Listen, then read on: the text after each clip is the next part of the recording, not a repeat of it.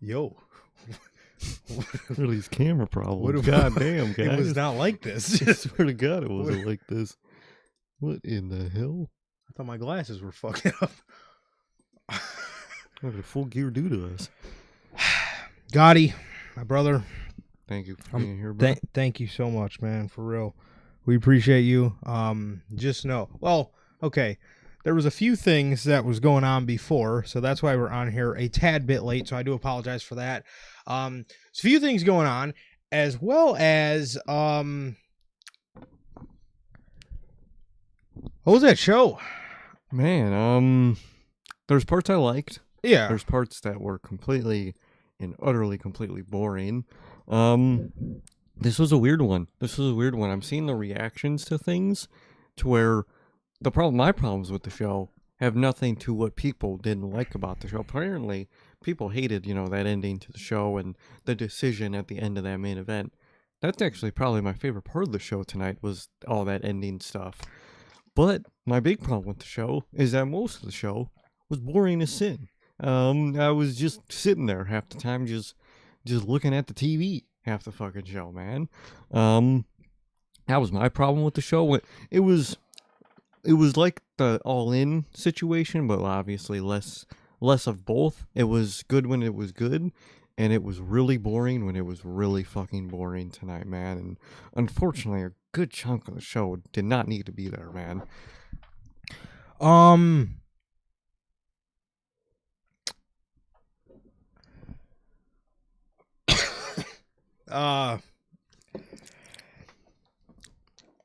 Yeah. I don't know. There was, parts of the show that I thought were good. Mm-hmm.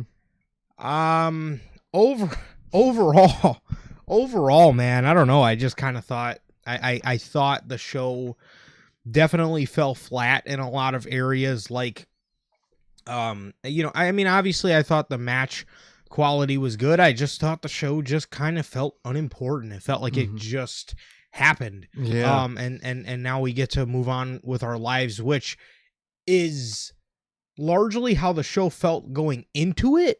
Yeah. The show lived up to the hype it had going into it, and that is true. was a very when the hype was not there, and the show ended up just not delivering. So overall, the whole vibe and the whole weekend of Full Gear just feels a little bit stale. Like I said, going into it, the show felt very stale. There was really no heat behind anything. Personally, you know, I just kind of looked at Hangman and Joe as another throwaway match. I thought Hangman would just have this in the bag. Then I thought they were going one direction, and then we got a different direction with the ending of the show. Yeah. And we'll kind of get onto it. As for Hangman losing the belt, personally, I'm not really too mad about it. I think it was obviously a spontaneous move to put the championship on Joe.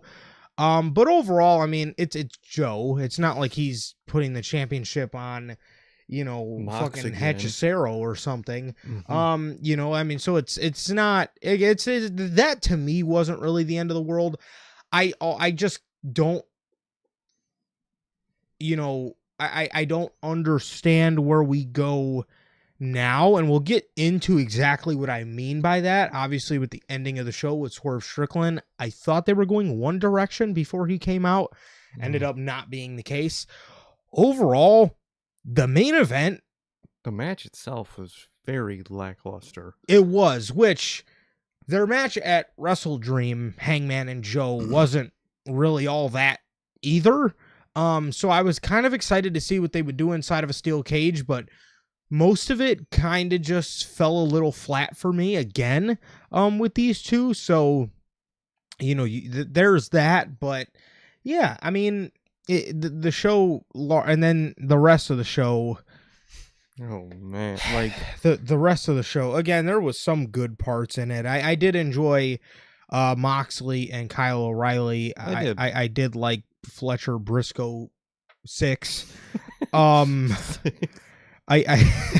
I did enjoy the 6-man money match. I did. With the book can always make something work, and I did, and we'll talk about it. I did like this whole like Don Callis breakup stuff hopefully happening. I can't wait to get to that. That's really exciting. But a lot of the show kind of just happened, man. I mean, the women's title match kind of just happened. That women's tag match really just fucking happened. Yeah. That women's like multi-tag match just happened. A lot of just happenings on the show, man. I didn't mind Ricochet winning the national title. I'm sure that means Bobby Lashley is probably gonna come in and end up destroying him for the title. But man, I'm just it's just a weird pay-per-view. It had no energy behind it. Had no energy going into it. And usually AEW can create its own energy during the length of a pay-per-view. They just didn't, man. They just didn't, and it sucks to say, man. Usually Full Gear is usually a pretty safe bet for AEW, but this year I just don't think it delivered, man. It did not feel like it was a pay-per-view going in, and it didn't feel like one going out, man. And overall, it kind of just happened, man. I like the ending. Overall, I'm cool with Joe winning. And I'm cool with Joe winning just kind of spontaneous like that. It's kind of what we kind of complain about WWE being so afraid of doing. So I'm okay with it here. Joe's a good person. I was going to say, not even just WWE. People complain about this shit with AEW too. Yeah. You know what I mean? They complain about this shit with AEW all the time. AEW is not predictable. We just get the same predictable outcomes over and over and over. They give you an unpredictable outcome and they don't like it. It's like this is unpredictable. I didn't expect that at all. Like No. you said, I thought it was going to be a throwaway match where Hangman just wins and moves on, and it didn't. They're setting up a whole thing, which we'll get to it too. They probably should have saved Blood and Guts till after this pay-per-view because they have the perfect Blood and Guts setup now. I don't know why you didn't save it till after this pay-per-view because you have a genuinely good and interesting setup for it now. Can't do it. I'm sure this is No. going to be anarchy in the arena next year. I'm sure this is what it's all going to be. But overall, I Yeah. like the suddenness. This is what I want to happen for like Braun Breaker or something back on WWE. I wish we got more of this spontaneousness more often.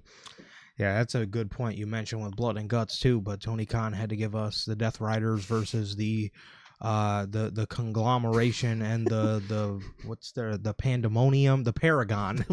what I so fuck with the Ops though. I like that name. They're the Ops. so the Ops are not new. The No. Ops are When did they form? Like a year? well, the group's been around for a while. They just started being called the Ops earlier this year Mm-hmm. when they were feuding with the Learning Tree. I'm sorry. When they were feuding with the Learning.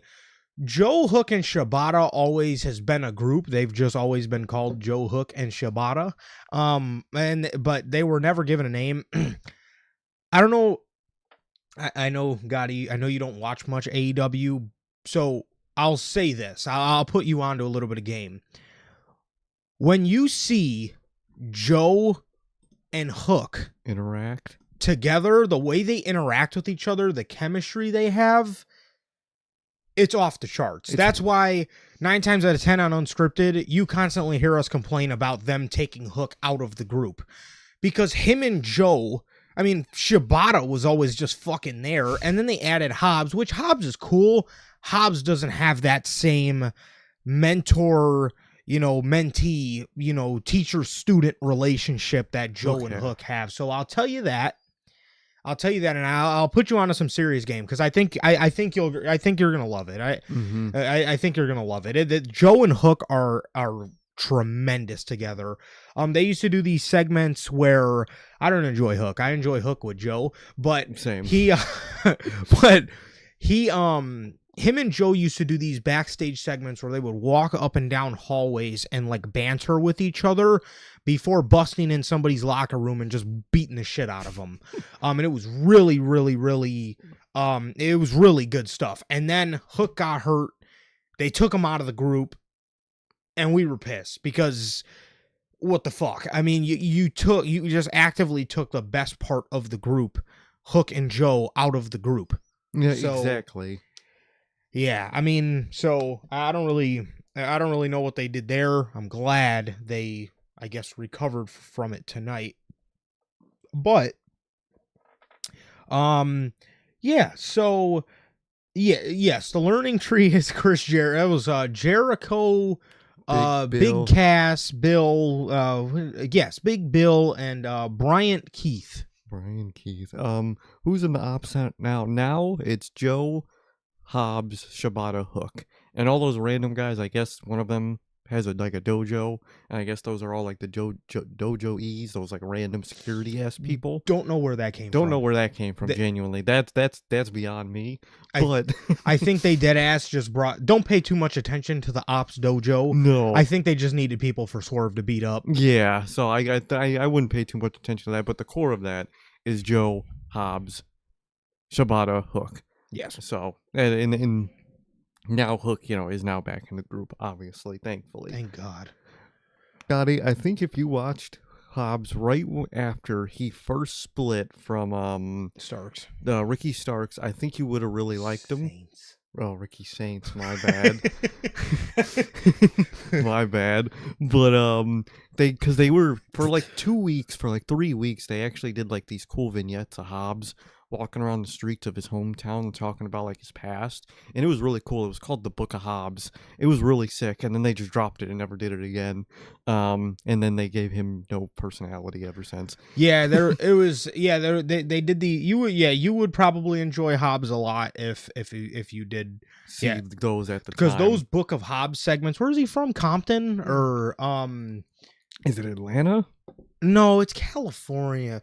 It's where Jeremy Lin's from. Palo Alto, East Palo Alto, California. It's him walking through East Palo Alto, California, and talking about like his past because Was it his he is brother? he like witnessed his brother get murdered, and it was like literally right in front of him. So it was like a whole, like they did like a bunch of segments. I'm sure they're up on YouTube, but that was the most I've enjoyed Hobbs. I thought that was great, and then they just dropped it. They and just never continued putting charisma in that man. yeah, so it was not. Yeah, I mean, Hobbs is great. It's just they kind of don't really allow, I guess, much charisma if you're not Samoa Joe in the ops. So literally, Joe's really the only one that gets any kind of mic time, because fucking Shibata is about as useless as a fucking see-through water bottle. So, man, you were forced to watch Luchasaurus versus Wardlow as you're like, oh, I was there. Yeah. Yeah, I was at that show. He says he's been negative on AEW big men since he watched Luchasaurus versus Wardlow, and I just wanted to see CM Punk. Yes, I do. I was in the building for that match. That was It's so funny because both of those big men are actually very good individually. That match just I guess didn't work out. I don't remember that match. I don't remember. That's probably the problem. I don't remember that match, but I also don't remember that match being too bad, because I remember being annoyed that Wardlow just lost the title again. But it was the start of the Christian reign. It was. I did love the Christian reign. Yeah, I mean, I can't hate on it too much, man. Can't hate on it too much. That was hey, Gotti. Don't you worry, brother. The next time you be in the United Center, you'll be with your boys, bro. We were just talking about that last night, me and Sir K, were the merch that is going to be available at that show. I am excited for, bro. I really hope we get some Bulls or some Blackhawks themed merch. Mm-hmm. Maybe if they wanted to get a little freaky with it, they'll put some roses on some of the Bulls merch, being that Derrick Rose will have got his banner retired, or got his number retired, and in the banners and the rafters, whatever I'm saying. He's getting his fucking banner hanging in the rafters. You know what I'm talking about. I'm excited for the merch, bro. I am very excited for the merch. So, don't you worry. The next time you will be in the United Center, you'll see CM Punk. You'll be with your boys, and we'll be watching a hopefully not horrible show. Speaking of horrible shows, Full Gear. This show, I don't know what it is, but ever since Forbidden Door, it feels like they just lost the magic touch. I don't know if you guys have ever seen the movie Thunderstruck, where the fucking little kid takes Kevin Durant's powers, and then Kevin Durant just starts playing like shit.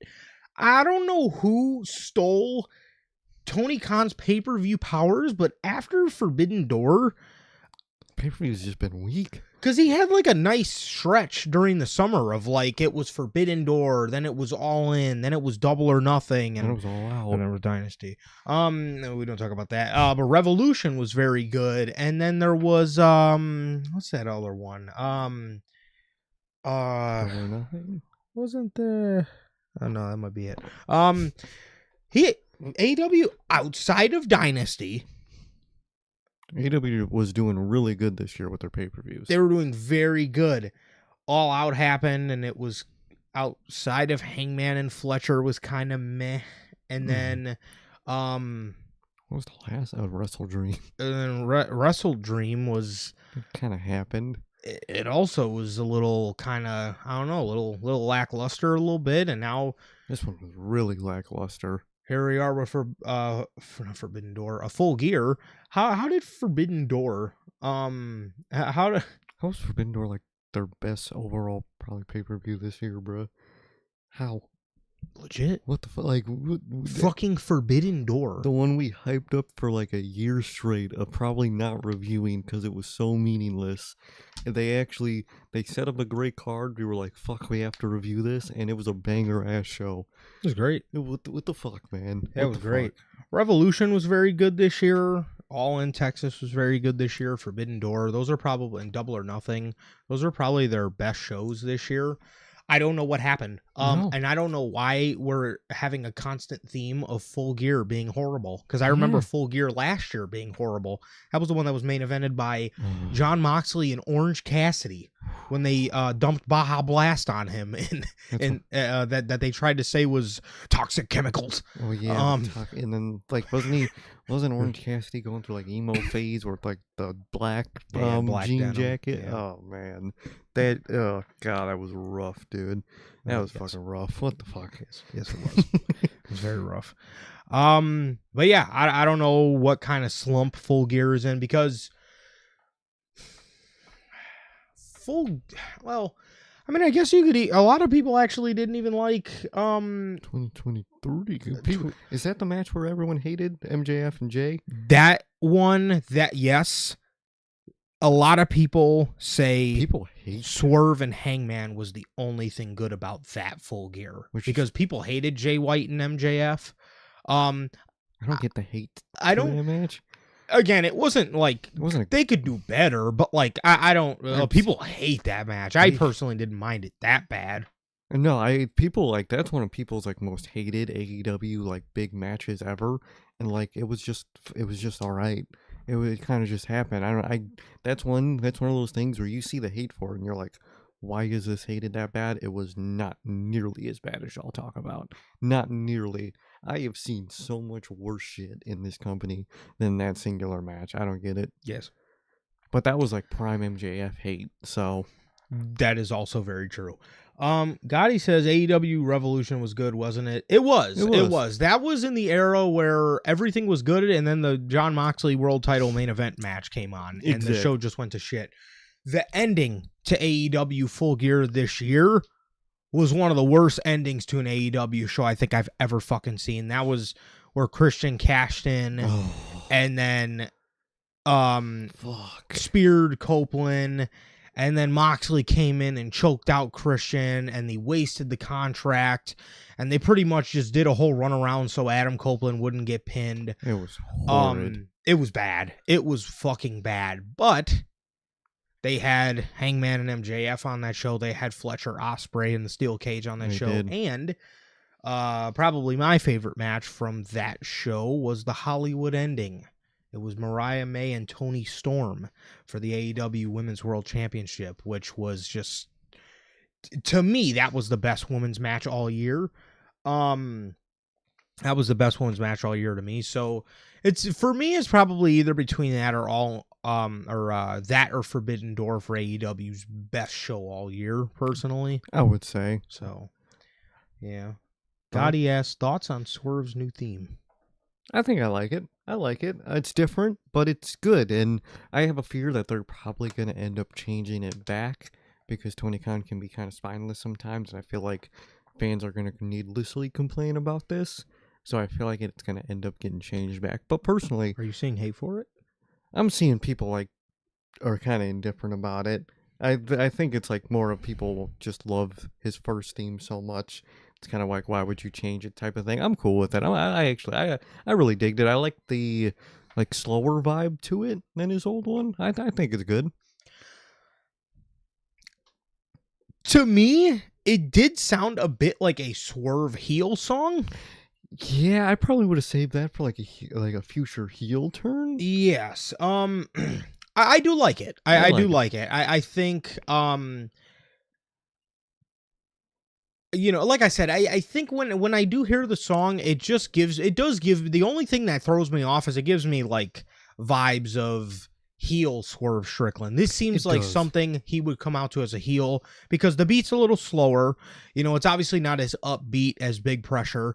So, you know, there's that. But again, not to start any rumors, but, you know, we also don't know if something happened with, you know, Flash Garments. Maybe, you know, we don't know what went into it, because it does seem a little weird to me that it's just different. That, you know, he would come back with a new theme song, being that it's just, it gives me Roman Reigns vibes a little bit. Like, when he comes back with this new song, it's like, you know, the new song is fine, but like, why in the blue hell would you change his theme song? Because Head of the Table was great, and now you just have him come out to like this gospel version of it.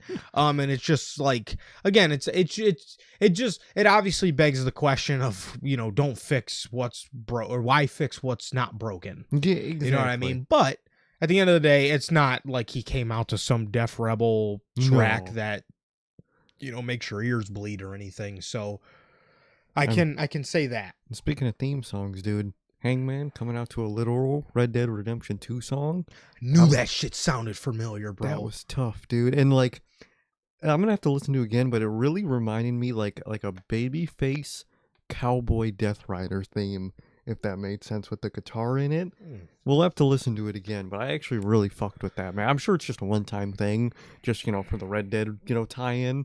But it was really cool nonetheless. And his Trons looked amazing. I love when Hangman's got those red Trons, dude. Yes. That shit always goes hard, man. 100%. 100%. It went very nicely with the red lights that were in the cage. I thought that was sick. Don't worry, they weren't on the whole match. We didn't have the Fiend out there, but we didn't have Vince McMahon booked Fiend out there. But no, everything about Hangman's presentation tonight. Again, he came out with this song, and I'm listening to it, and I swear I'm sitting there like, dude, this sounds so familiar, and I'm sitting there listening to this shit, and I was like, and then I just let it go, because I was like, I don't know, I can't pinpoint exactly where I heard it from, but I legitimately told Sir K, this sounds like something from RDR. It sounds like something from Red Dead Redemption. And sure enough, literally after the match, he looks over at me, he's like, oh, dude, that is a song from Red Dead Redemption. And I was like, I fucking knew that sounded familiar, bro, because, hey, it took your boy a long time to get into that game, but holy fuck, they got to make a third one, bro, which Rockstar said it's going to happen. So we'll see you in 2040, RDR 3. But I'm excited for it. But no, it was dope to hear, man. It was very, very dope to hear. So yeah, rip Arthur Morgan, bro. Most definitely. Yes, Samoa Joe turned heel. Gotti ass. He turned heel at the last pay-per-view Wrestle Dream after he lost. He then turned heel on Hangman. So he was babyface after he returned from filming. Yes. Did you also notice too the new AEW champion Trons? They looked a little sweet toothy. They did. They really did. I liked it. I thought that was cool. That was sick. I fucked with it, man. Shout out Sweet Tooth, bro. Man, Sweet Tooth is the AEW World Champion. He is. He really is. And I like the stage. I like the triangle. Pointy, yeah, the very pointy stage. I fucked with it. I like the stage tonight. For Full Gear, you know how they do the tunnel? Mm-hmm. I don't know why they don't do one giant tunnel that they have everybody walk through, but make it a giant gear with a bunch of little gears as the tunnel inside. Yeah, that'd be really sick. We love Sweet Tooth, bro. We for sure love Sweet Tooth, man. He is hopefully sooner rather than later he drops the title to go film season 3. Even though I have a bone to pick with Peacock. Why hasn't that been renewed yet?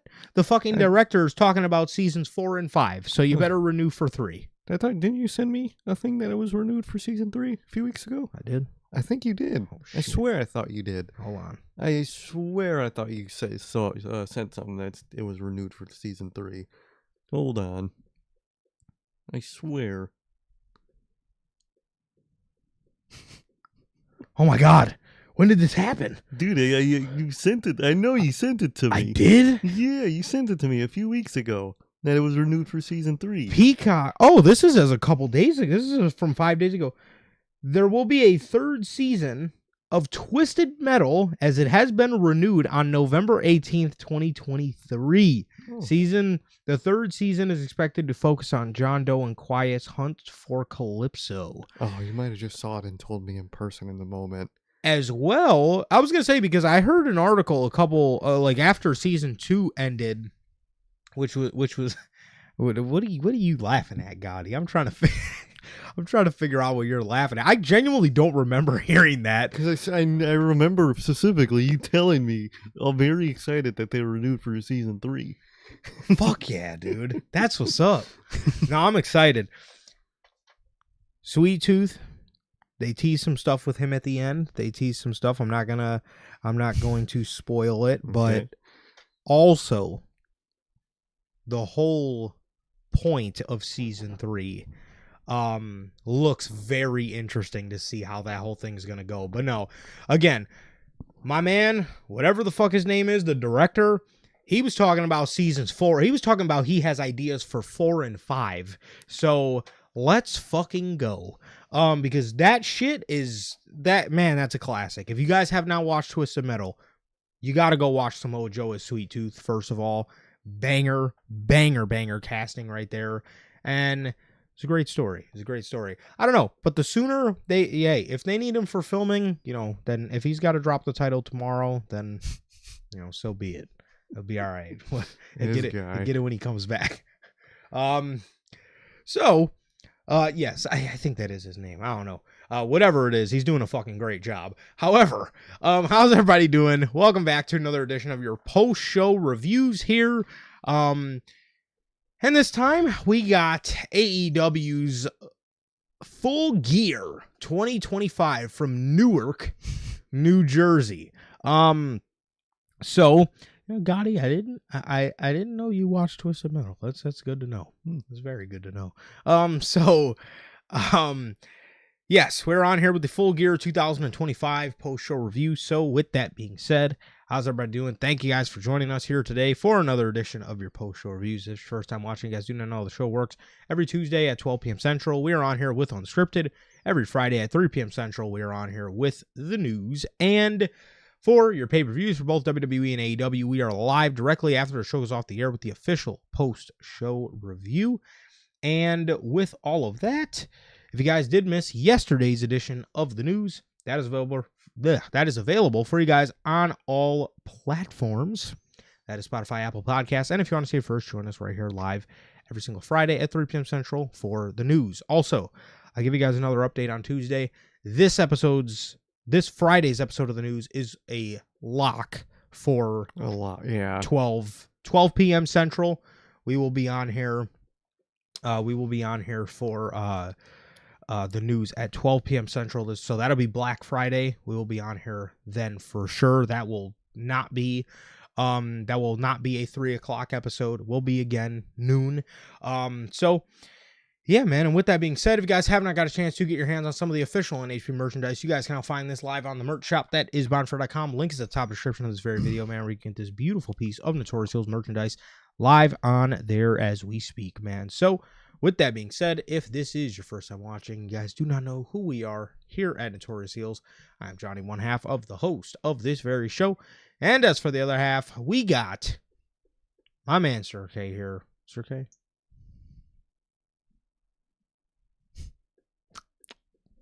Do you really want to ask? I do, actually. What are you smiling about today?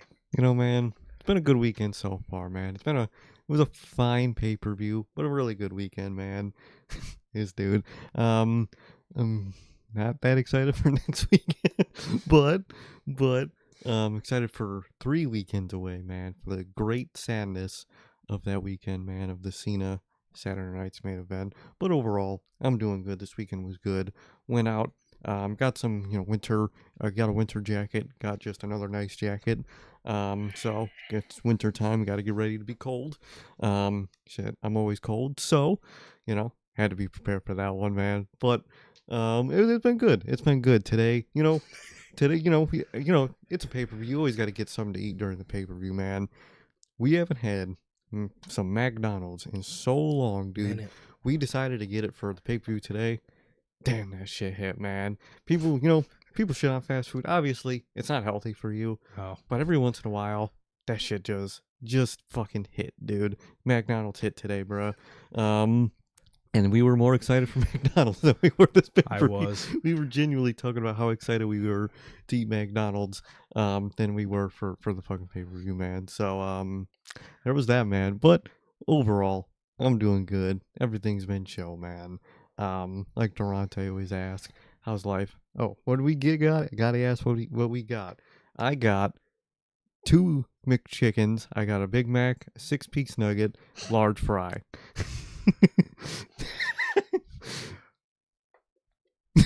If you don't want to, you don't got to. But that's No, what because I sound like a big back if I say my fucking order. mine is too. I get. Oh, Fucking, dude, mine's brutal. Okay, bear with me. I'm not a big back, and no, he's not. I. This man's yoked. So And okay, I'm not a big back. Okay, this man's a white Will Hobbs, man. What- So don't. no, I don't be- know, but I'm definitely not all that, not yet. But Nah, he is. I haven't had McDonald's. I haven't had McDonald's in a while. So today I wanted to get a little platter of everything, right? Exactly. Oh, dude, this is so bad. All right, I got a large fry, a 20-piece nugget, 2 Big Macs, and a fucking McChicken. That's All how right. you do it, bro. Hell yeah. So I had to go big. So again, I'm not a big back. I just No. I actually couldn't tell you the last time I had McDonald's. So Genuinely. when we brought it up, we were like, what are we gonna eat for the pay-per-view? And I brought up McDonald's.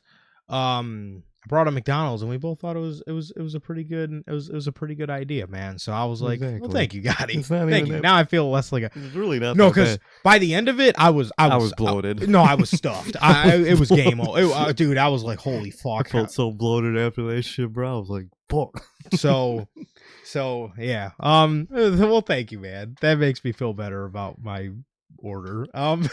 But dude, no, I haven't had it in so long though, really man. haven't. It was nice, man. I missed that mac sauce, bro. I for sure missed that mac sauce. I So really did, man. I thought we were speaking more passionately about the McDonald's than we did the pay-per-view. legitimately, bro. Legitimately. But Gotti, don't you worry, man. We're definitely gonna treat you well for Elimination Chamber. I got a couple spots we For can you. go to Mm-hmm. post show. So got a couple spots. I'm very excited about them, man. So we're excited. We're very excited. But yes, we haven't had McDonald's in a while. But we got a couple spots for you, bro. Got We some got a spots. couple spots we could bring you Exactly. that I'm very excited for. The chicken Big Mac I liked because it wasn't like the chicken they use on a McChicken. It was almost like a giant chicken nugget. The first time I had it, I got it twice because the first time I felt like the McDonald's I went to fucked it up so bad. Same. They put so much mac sauce on there. It was like the slimiest piece of slop I've ever eaten in my life. The second time I had it, banger. It was a banger, dude. But I did have a solid 2 days where I was like, man, that shit was trash. Yeah, like I like it in concept, but I only got it once, and I had the same problem he did. I just got a bad one where there was just way too much fucking mac sauce on it. Yeah. So it killed it for me. But in idea, it's fucking really good, and I wish that's one they kind of kept around as a normal item. Me too. Me too. I would rather that over the like McCrispies. Oh, that whatever. McCrispy is trash, dude. I don't know what the fuck that is. I tried that shit. Yeah, it like back on tries. SmackDown. Yeah, and- it tries to like compete with Chick-fil-A. It does. Oh, you went. Oh, okay. Says the only place I would say don't bring me to because I've been multiple times is Giordano's. Giordano's, I'm not gonna lie to you, bro. Trash. I know. There's 1,000 other pizza places that are that trump Giordano's. I'll say that. Now, did you have deep dish? Mm, And are you a deep dish guy? yeah. Because we do have a couple pizza spots Yeah, for we could show sure. you if you want. We have options, and pizza's definitely obviously one of those options, man. But Yeah. I never even remember what Giordano's tastes like for me. I genuinely don't even remember what it tastes like. I'll tell you what, I think I had it before. And I think it was just alright. It was just Honestly, from my opinion, Frozen Home Run In is better. frozen home run in. That Frozen sh- Home Run In is goated I though. I don't know why frozen home run in just fucking hits. That shit does though. Frozen home run in, Bro, that shit hits. Yes. Shout out to you guys that are from Chicago because Frozen, you ain't never had no frozen pizza. All that fucking Red Baron, all that shit. Mm-mm, you Motherfuckers can't be do this. buying fucking Carols or whatever whatever frozen pizza you guys get. Nah. If you come to Chicago, find an oven and I don't know where you're at. Hopefully you have access to an oven I assume so. and get you if you guys travel into Chicago. Obviously, if you guys live here, you should know what you should. If you don't know about Home Run In and you live here, then there's a whole nother problem. If you ever come to Chicago, do not go to the physical Home Run In place. Get frozen home run in. I'm Dude. telling you. I'm telling you. It like I swear, man. Another Chicago thing, pizza puffs, dude. Whether they're frozen or you get them from like just local spots, because all the local spots have it as just an item if you want. Mm-hmm. Pizza puffs are elite. I can't imagine living in an area without them. Even getting them frozen, because you could buy them like at like a 4-pack for frozen. Shit's still just as fire, bro. It really is. And you gotta deep fry them. You either deep fry them or like actually put it in the oven to heat it up. Yes. Don't microwave. Do that not shit. microwave. Do it. not microwave You'll that fuck shit. it up. It'll be ass, and you'll hate it. Either do it in an oven or deep fry that motherfucker, Yes. man. You got to. Air frying is acceptable as well. Air frying is acceptable as well. So he says he got the deep dish supreme. Before you came to Chicago, did people tell you deep dish was a Chicago thing? Exactly. I'm interested to know. Because if they did, they were lying. They lied to you. Personally, we are thin crust people. Thin crust all the way, square cut, yes. pepperoni under the cheese if it's a real ass spot. Yes. And just like that. Personally, I don't like deep dish at all. Either cupped pepperoni or put that motherfucker under the cheese. Exactly. But that shit's got to be thin and it's got to have that crisp to it, man. Oh, I didn't even read this chat. He says, as someone who goes to Chicago often, I know Chicago natives don't eat deep dish like that. No, they do not. Whoever started, I don't know. Whoever started that rumor that Chicago people love deep dish, they're an idiot. Okay, they don't know ball. Okay, that's just plain and simple. That's just plain and fucking simple. They do not know ball. They had no type of thin crust, nothing. Okay, so that's just how it is, bro. But funny enough, my favorite pizza spot in Chicago or in Illinois, I guess, is a authentic New York is an authentic New York pizza place. So this is just hilarious. Funny enough, but I do actually have a couple of Chicago spots that I love for sure. Wow, he says he gets that all the time. He says he started going to Chicago a decent bit, and now I know that 95% of the natives love thin crust. 100%. Thin crust is fucking the way to go, dude. The motherfuckers that like deep dish are like like them old people, like those older people that you'll see like old people liking that. Yeah, shit. that think like that it's filling or whatever the fuck they think. They're idiots. Okay, they're idiots. They have they do not know ball to save their life, bro. No. Yes, it's a bunch of corny ass rich people that like that like deep dish pizza. It really is because they think it's. I don't know. They think it's they think the shit's good. It's really not. It's okay. It's again. It's not. It really is, bro. So. Oh, gyros, man. Gyros be hitting. They do. They took them away, but at the store, dude, you used to be able to buy a gyro kit. It was like $12 and you'd be able to make like 6 of those motherfuckers with it. They changed it to where it's now like 15 and you can only make like 4 out of it. Those fuckers, but man, fire. No, I miss those gyro kits, man. They were too good. Yeah, we used to get gyros. There's a couple spots right over here actually. There's a couple spots where they do schmack, bro. And then there's a couple spots by my mom's house as well that do get some pretty good gyros. We got a lot of good spots, bro. Chicken spots, barbecue spots, gyro, burger, hot dog, just those random like gyro burger, hot dog, Chicago spots. We got a lot of them, man. So fire. Mexicans. Oh, you already know what's happening with the Mexican spots, bro. Oh, dude, I swear to God, man. Yeah, you already know what's popping. I know people talk about like California Mexican food. I would love to try it because people really hype that shit up. I think we got pretty good fucking Mexican food too out here, man. So I haven't been to none of the places that people say compete with us. I would be willing to put our food up against anybody. I would.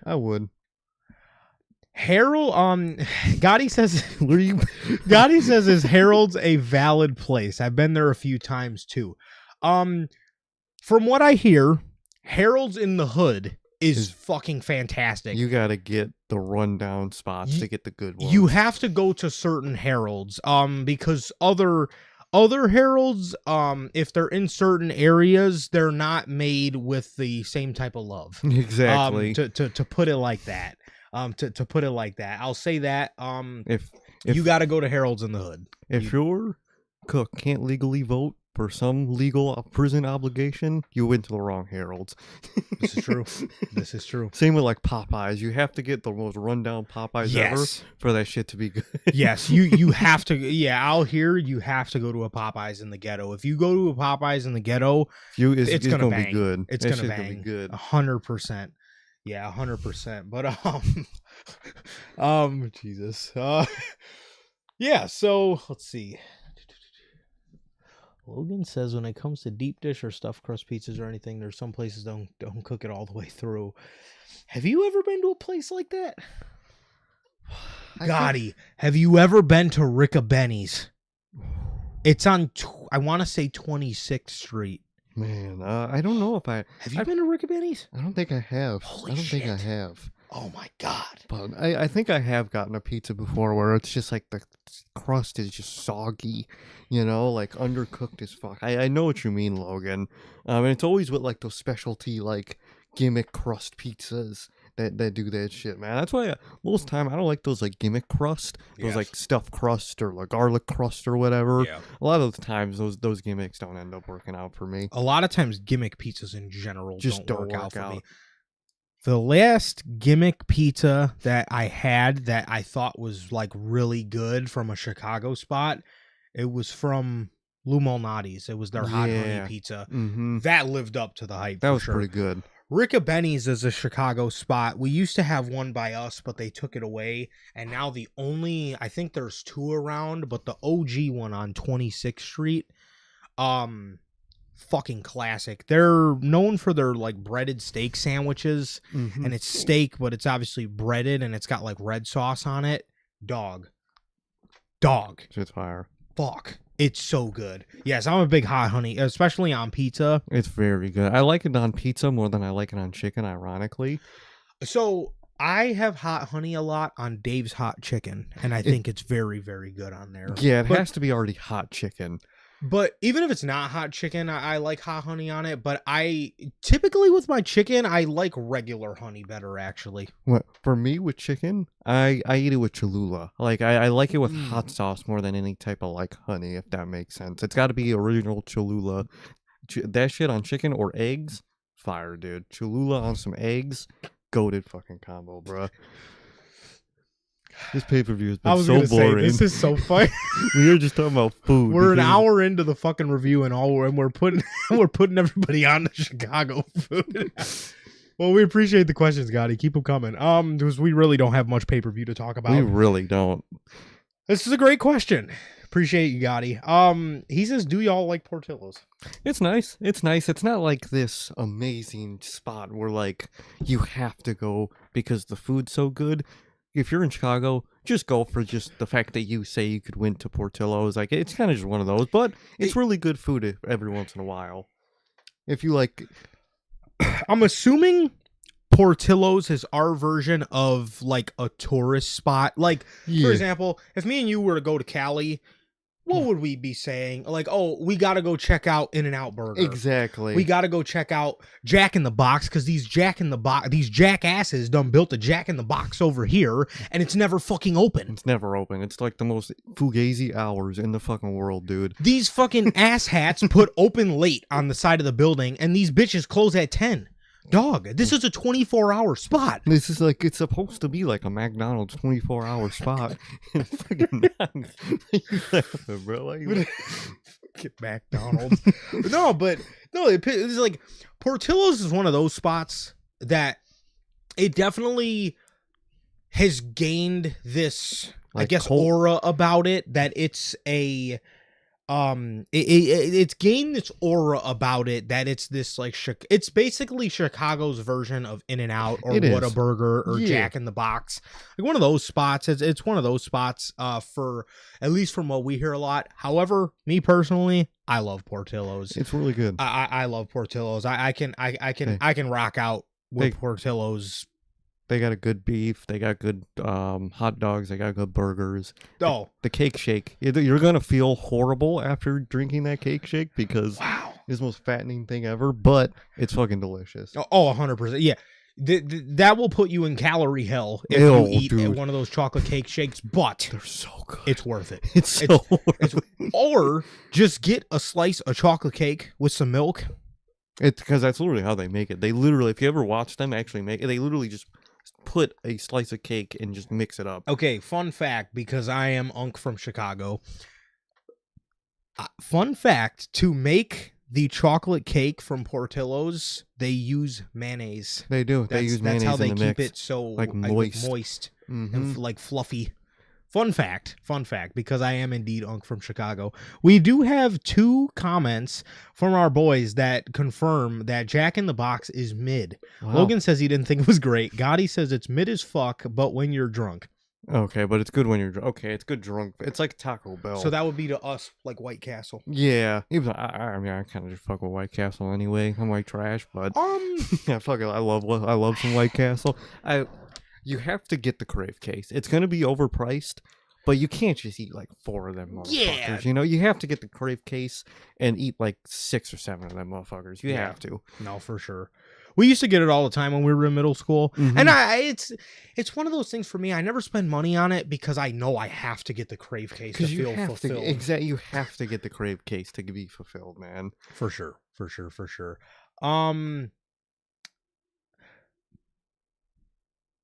That is actually what I hear, Gotti. I hear like West Coast. I hear Whataburger is Like the best one. Yeah. I'm waiting for us to get one of them. I heard Chicago's getting a Zaxby's, so I'm excited for that.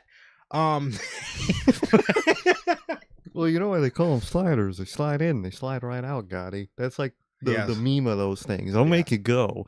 But I fuck with it. Personally, I fuck with them, man. You have like 6 of them motherfuckers in one sitting, you're good, dude. You're chill. I don't care for the cheese ones. I don't, but the plain ones, put a little ketchup or whatever you want to put on them. Fire. Yeah, it's okay to me. It's okay to me. But Portillo's, if you guys go, you got to get a big beef. I get a big beef dipped with mozzarella cheese and a side of liquid cheese. I don't know what it is about the combination of those 2 cheeses, the nacho cheese and the mozzarella cheese with the beef. Oh, God, you're coming with the fucking... Dude, I can't wait for Elimination Chamber, bro. I really can't. Culver's, it's I can never move out of the Midwest. the Midwest No. because I'll be without a Culver's. The missus, I know for sure ain't going nowhere without a Culver's. Dude, there ain't nothing better. I know I keep saying there ain't nothing better. The Butterburger is a fucking classic. However, Culver's is indeed better in Wisconsin. Actually, Really? it is. Oh yeah. Ooh. Very better in Wisconsin. But here, it's great. It still is great. And I will say too, cheese curds out here versus cheese in, if you get anything cheese in Wisconsin, the quality is just so much better. It's crazy. It's so much better, dude. I don't know what y'all are doing out there in Wisconsin, but the dairy is elite Y'all out got there. that shot clock cheese out there, Dude, man. Y'all, shot clock cheese, bro. y'all got it out there, man. Shit. Dude. Yes, Culver's though, absolute classic. Very Absolute much classic. classic. Love Culver's, bro. Yes, I could never. I honestly don't even see myself ever moving out of The like, Midwest. the Midwest. Maybe not even Illinois. I don't know. We'll Either see. this like basically like up and a little bit to the left would kind of be the area I would want to be.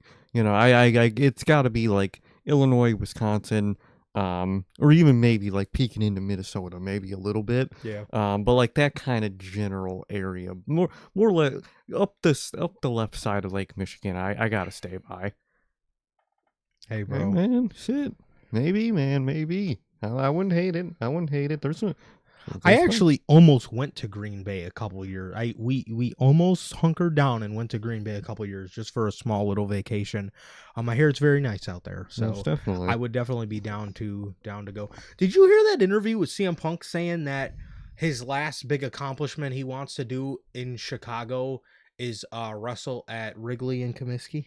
Dude, they gotta put a show But there, bruh. he said the reason it never happens is because the MLB takes too long to let WWE know what the schedule is for their dates. Yeah, that's stupid. Dude, like, let them know, bro. Yeah. Like, come on. Goddamn, man. Goddamn. Yeah, bro. It is yes. Yeah, Wrigley would be Wrigley would be sold out. Wrigley 5 in there would be elite. 100%. 100%.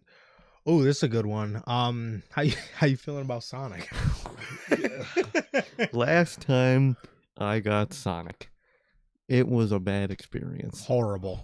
We went to Sonic for Double or Nothing 2023, was it? 22. 22. That was when Wardlow was big. Oh my god, that was when Wardlow was big. This is the most we talked about AEW in the last hour. No, we went there, Double or Nothing 2022. We both got a bacon burger. Like, I think a double bacon burger.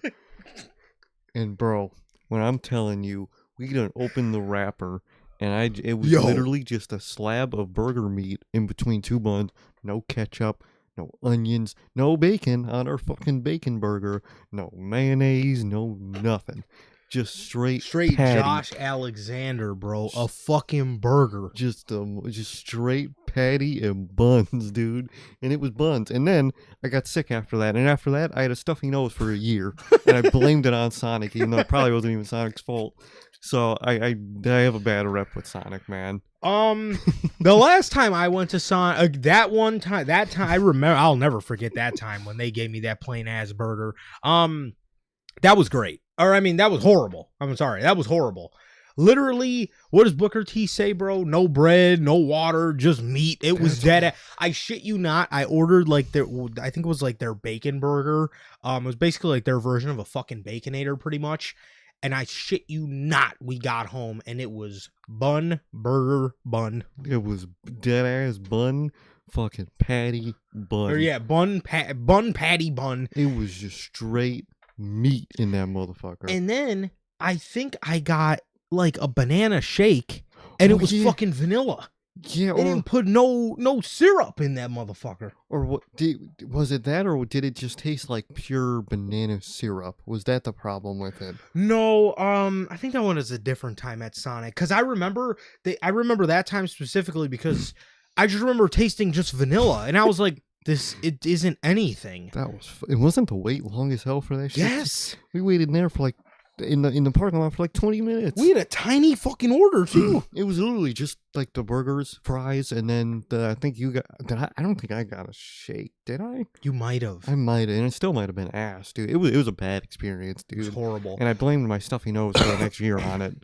However, the last time, or ever since that time, I've never had a problem with Sonic. I mean, it's decent. It's decent food. The one, not that one we went to, but the other one that's by us. You know where I'm talking about. The other one that's by us is pretty good. I do have decent experiences there. And then there's one like an hour, maybe 45 minutes away from us. That's good as well. So I do personally enjoy Sonic. I think it was back in like 2017. Sonic had a deal with WWE, and it was actually the most fire. It was basically like the 4-for-4 type thing where you get a bunch of stuff. Yep. Was it? I think it was 2 hot dogs, a burger, and fries for like $5. It was $5. It was a great combo. One time we stole our boy's fries completely. We completely just cleaned his fries clean. I don't know why we did that, but that was an elite deal. I wish, even if they didn't have the little WWE deal with it, that was still a fire deal. It was. So, guys, I think we have to. Dude, for real, what's up with you guys, man? We got Logan in the house. We got Lonnie. We got David. And we got the one and only, the owner of GDR Finances LLC. We have none other than Mr. Walk 'em down and cut they shiz off. Mr. Walk 'em down and cook that shit up. Mr. Walk 'em down and run that marathon. Mr. Walk 'em down and climb that tree. All right, Sir K likes to call him Mr. Walk 'em down and cut that ring off. Please don't bring that one up. We got my brother at Gotti Devon. We got my guy Gotti in the house. How's everybody doing, man? Thank you guys for joining us. As guys, Yo, for real, we love you guys. We appreciate the fuck out of you guys. We appreciate all the questions. We Truly. really do. However, this Unfortunately, this would have been great for NHG. it really would have. It this sucks. It's been so busy lately, dude. It really has. We are working on it though. Things are made. Things are made. we We're can- just waiting for a good date. We're waiting on a good date, but we can officially confirm the next Notorious Hills Gaming will be WWE 2K25. It will be 2K. We have everything made. It's waiting on a date that's open. Obviously, this week there's fucking Thanksgiving, so can't do it on Thanksgiving. Because, Right. that's Thanksgiving. It's just been busy, unfortunately. But great conversation with you guys. Dude, Love talking, especially with food with you, Gotti. Shit's always fire, man. But unfortunately, hey, we have to get on. Logan and Lonnie got some good stuff going on here too. I didn't know you were from Oklahoma, Lonnie. That's dope. very cool. That's dope. That's very cool, bro. So now we always appreciate tapping in with you guys, getting to know more and more about you guys as we obviously move along here, bro. But unfortunately, it's time we talk some AEW, man. So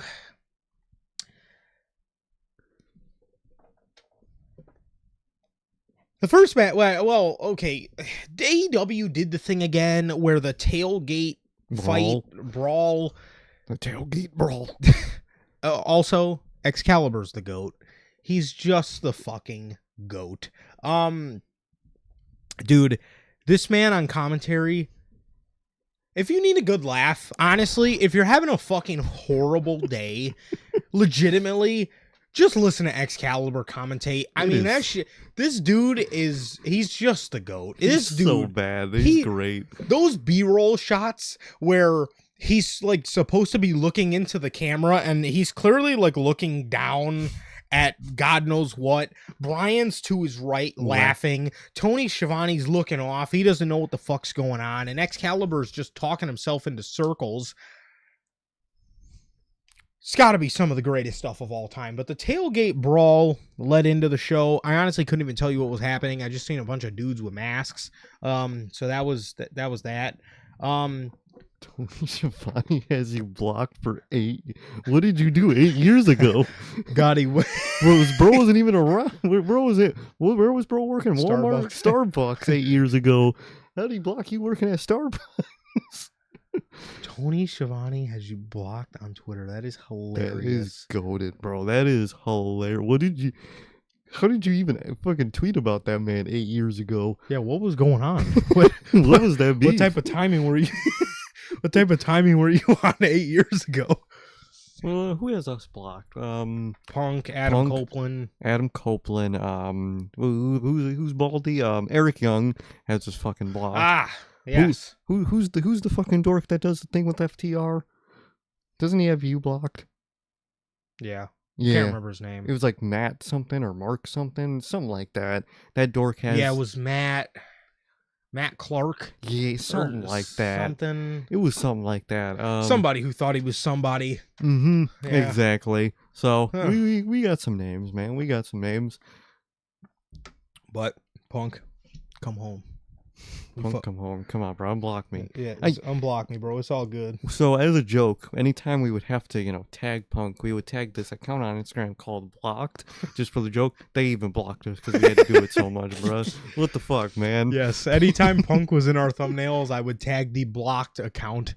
There's an account on Twitter named Blocked, and I think blocked me. Literally, because we fucking added him so much. Because I literally been spamming that dude for the better part of 3 years. I'm surprised he hung on that long. To be honest. I really am. So shout out to Blocked on Instagram.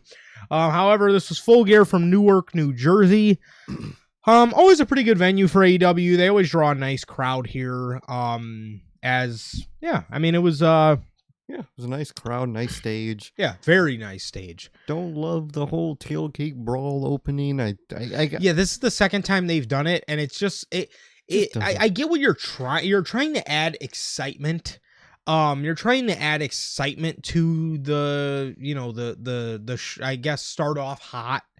But it kind of just starts off a bit awkward to me. It does. I like a pay-per-view starting, intro, pyro, you wait the like 5 seconds, boom, first theme song hits. That's just how a pay-per-view should start, man. Correct. TK said he's unsure about the Jazz.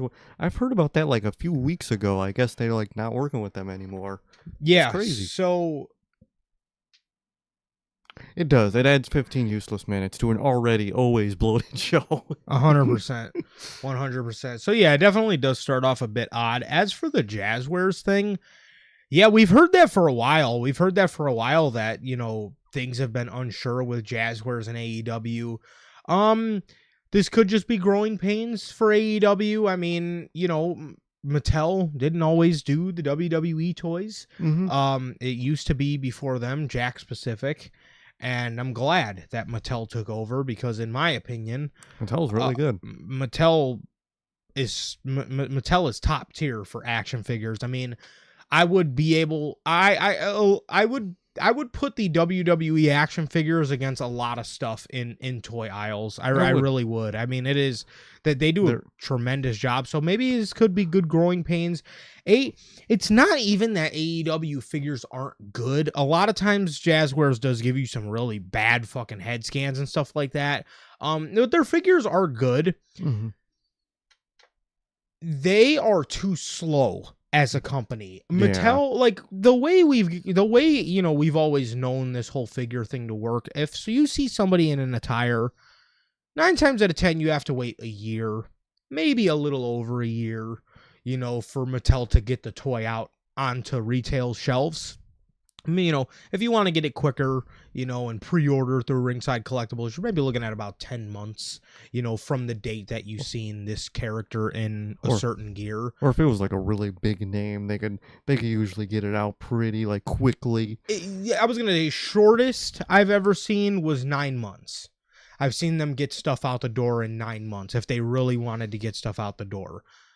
However, Jazzwares takes so fucking long with AEW stuff. It is downright abysmal how long they take to get, like, the Swerve Strickland that I got for my birthday is the Target exclusive Swerve Strickland from Full Gear 2023 when he wore the Fiend gear, the Fiend tribute gear, when he had the Texas Death Match with Hangman Page. Things should not take 2 to 3 years from the date you've seen that character in said gear to get on the shelf. That is my only problem with Jazzwares, other than sometimes they make a wonky head scan or two. But again, Mattel does it too. Mattel makes some shitty head scans as well. So it's obviously something that, you know, it's always going to happen. It's always going to happen. But that's my biggest problem with Jazzwares, and they're just too slow. Mm-hmm. They're just too slow. And there's been a lot of figures that they've showed us images to that we've been promised that never came out. That everything just went quiet. You know, that's my biggest problem with Jazzwares, bro. But yeah. So the opening, I guess, real opening match to the show was Pac and Darby Allin. Oh, fuck. Why do they call him Pac, dude? I hate when they call him Pac. It's Pac. Tupac, like the rapper. Pac, not Pac.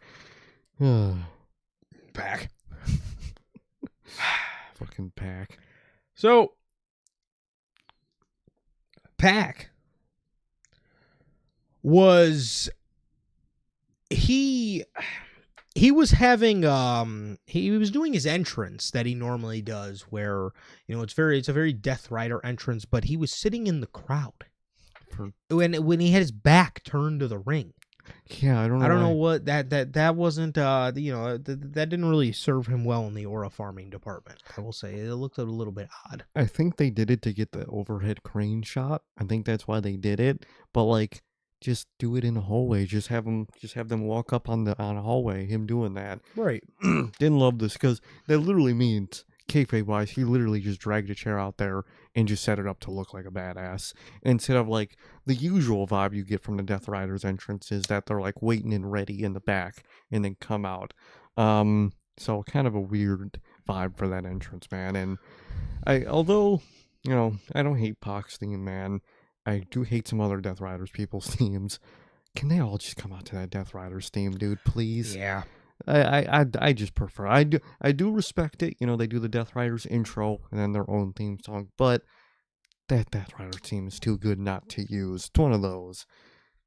It is. You know, especially, man, Marina Shafir's theme. Her theme is so bad. I don't know what. Just come out to the Death Rider song again. To me, that is one of the hardest songs in the business right now. I don't know why I don't know why, you turn on these, half-ass, stupid-ass sounding theme songs for, I don't care for Claudio's either.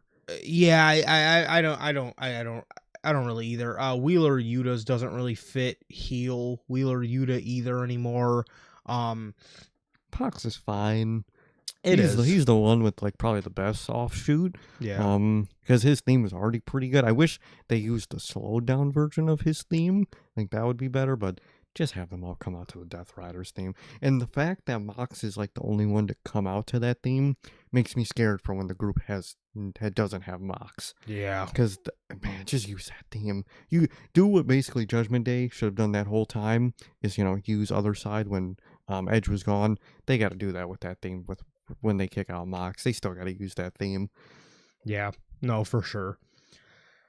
Early on in the match, the whole story was that Darby Allin was out wrestling Pac in the match. Darby was wrestling his ass off. Tony Schiavone actually gave me a useful piece of information. I know. He informed me that Darby Allin has a background in amateur wrestling. I actually did not know that. I did not know that, and I can't imagine that. That's hilarious. That's cool. Yeah, I can't imagine that whatsoever. No. But so the story was that he was being out wrestled. And then not too much shortly after that, Darby Allin was gorilla pressed onto the floor from the apron. Fucking just straight dropped on his back, right on the mat. Brutal. Pac gets in the ring and starts his flurries of offense. And Excalibur was quick to start. You remember how we told you guys last stream that Excalibur likes to he likes to start a conversation, or he likes to say a sentence and just not finish it? The first, literally, not even 15 minutes into this match, not even 10 minutes into this match, dude, Pac is setting up a spot with Darby Allin, and you just hear Excalibur go, What is Pac?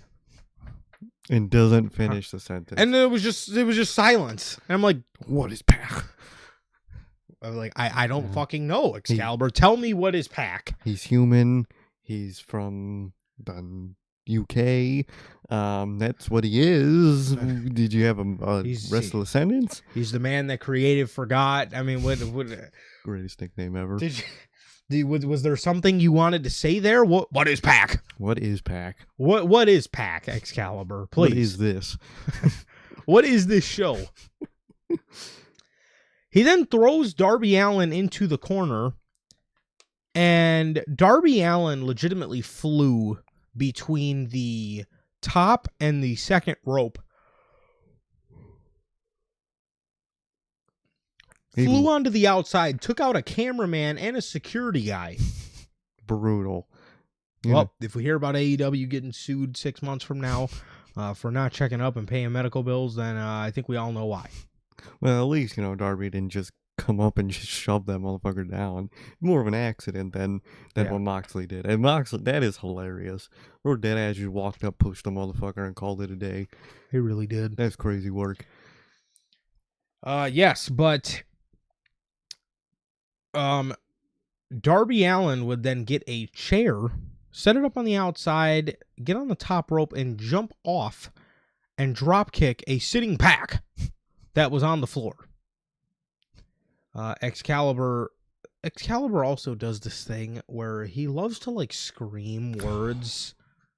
And Darby Allin, got it too. If someone is physically doing something actiony, he has to yell while they're doing that thing, and it is fucking, no matter, he could be in the middle of the most normal sentence, and he just has to yell if they're doing something crazy. Yes, he does. he does. Darby Allin then locked in a Scorpion Deathlock and Wheeler Yuta. I love how much Danielson just shits on Yuta anytime he's on television. He hates him. That is hilarious. He just shits Just on buries him, dude. It's fucking great, dude. No, it really is. So Yuta distracts the referee and Darby Allin, which would lead Pac to grabbing a bat and smacking Darby Allin right in the face with it for the 1, 2, 3. As commentary did point out that Pac said that he was not going to win this way. He wanted to beat Darby fair and square in a regular wrestling match, and he was not able to do so. He needed the help of Wheeler Yuta. So, this definitely begs an interesting question, man. This definitely begs an interesting question. That being, what is next? What is next? Do we run this match back? Do we do Darby and Moxley again? Where do we go from here, man? Where do we go from here? Again, being that, you know, I'm very curious to see how they set up World's, that's a fucking pay-per-view name, World's End, because after both of these, Death Rider related matches, I don't know what match you set up for that show. Because I assume, the whole turn is going to happen at the show. Maybe it might happen before that. Maybe they might, pull a trigger on Dynamite. That would be cool. That would be different, because I really don't know what the match you could set up for, World's End to have, the turn on Moxley. I don't know what the match could be to set that up at the show. I really don't, because Pac won here, or Pac, I'm sorry. Pac won here, and he won in a cowardly way when he didn't, because, the influence from Moxley bleeds into the rest of the group. And I'm just very curious to see what they set up for World's End. I would think the turn is at World's End and not before, but I don't know what match we get to go into that. I really don't. Yeah, I'm curious as well, man. I'm curious as well, because again, you definitely have things you could do with the way this match ended if you wanted to do something again with Darby and Pac, or you could go with the Darby and Moxley route, man, or maybe you do Darby and Claudio, Darby and Yuta. I don't know what you do, but they definitely have options. It's not like there's 5 motherfuckers in the Death Riders, literally. So they definitely have options, but yeah, Pac won this by cheating, so I'm sure to see where they go next, man. So it was actually very interesting to see what happened with the whole John Moxley stuff on the show. So it is very interesting. I can't wait to get to that part, but it was a good match overall, man, and I'm just very interested to see what they set up for World's End with these guys. 100%. So we got what are you laughing at? We got the next match. Holy nicknames on commentary, dude. This whole match, all I heard, The Babes of Wrath. The Babes of Wrath, the Sisters of Sin. No. The Megasis. Oh no, The problem. It wasn't the Sisters of Sin. It was the Sister of Sin. It was the Sister of Sin. Thanks, dog. We have Megan Bane, the Megasis. Or also, they were calling her Bane throughout the match, and they still fucked it up, and they called her Main throughout the match like a few times. Dude. Main. And Main? Main. Holy Who is commentary. Main? Excalibur. Gucci Mane? They were fucking up this whole match. First of all, what the fuck is a Babes of Wrath? The Babes of Wrath. The Sisters of Sin. Sister of Sin. What was Tony and Mina's? It was the Timeless Love Bomb. The Timeless Love Bombs. Dude, dead ass commentary. This whole match was singing nicknames, singing tag names out the fucking ass, dude. Holy nicknames on commentary, dog. Just call them Tony. Just say Tony. Just say Marina. Just say Megan Bain. Just say Sky Blue. God. This was the 4-way women's tag, and the winner got to determine the stipulation of the match that they're in with the semifinal people. So, Toni Storm and Mina face Megan Bain and Marina Shafir in the semifinals, so now they get to choose the stipulation for that match. I don't know how that's fair, though, because the Babes of Wrath and the Sisters of Sin, do they just not get a stipulation match? Yeah, I don't know why you didn't do just a basic generic babyface versus heel themes. So, like, the baby faces or the heels for their said matches, got to choose for each one of their matches. Mm-hmm. It's literally just one of those matches, I guess, get a stipulation, and then the two other teams that have their own match just beat themselves up in preparation for that match for no reason. And then just for the semifinals, do not know why this match was on pay-per-view. This is the most useless match in idea, dude. Logan says he thought this was an 8-man tag. That would have made more sense. If you would have did, Megan, Marina, and the Sisters of Sin versus the Babes of Wrath and the Timeless Lover Bomb. If you would have did those, and then the winners of each team, like Shorkay said, like the either the heels or the baby faces on each side get to choose their match against their opponents. I don't know why that wasn't the option. Again, I don't know why they went with what they went with, but oh fucking K. Like we said, Excalibur kept calling Megan Bain the Megasis. The Megasis. Either that or he was calling her Maine. Maine. What a Maine. Literally was saying Maine. He was fucking calling her Maine. And anytime the Sisters of Sin would do a tag move, he was referring to them as the Sister of Sin. The Sister of Sin? Sister of Sin? He'd be like, and there's double super kicks from the Sister of Sin. Oh, man. What the fuck? Willow Nightingale pounced Megan Bain.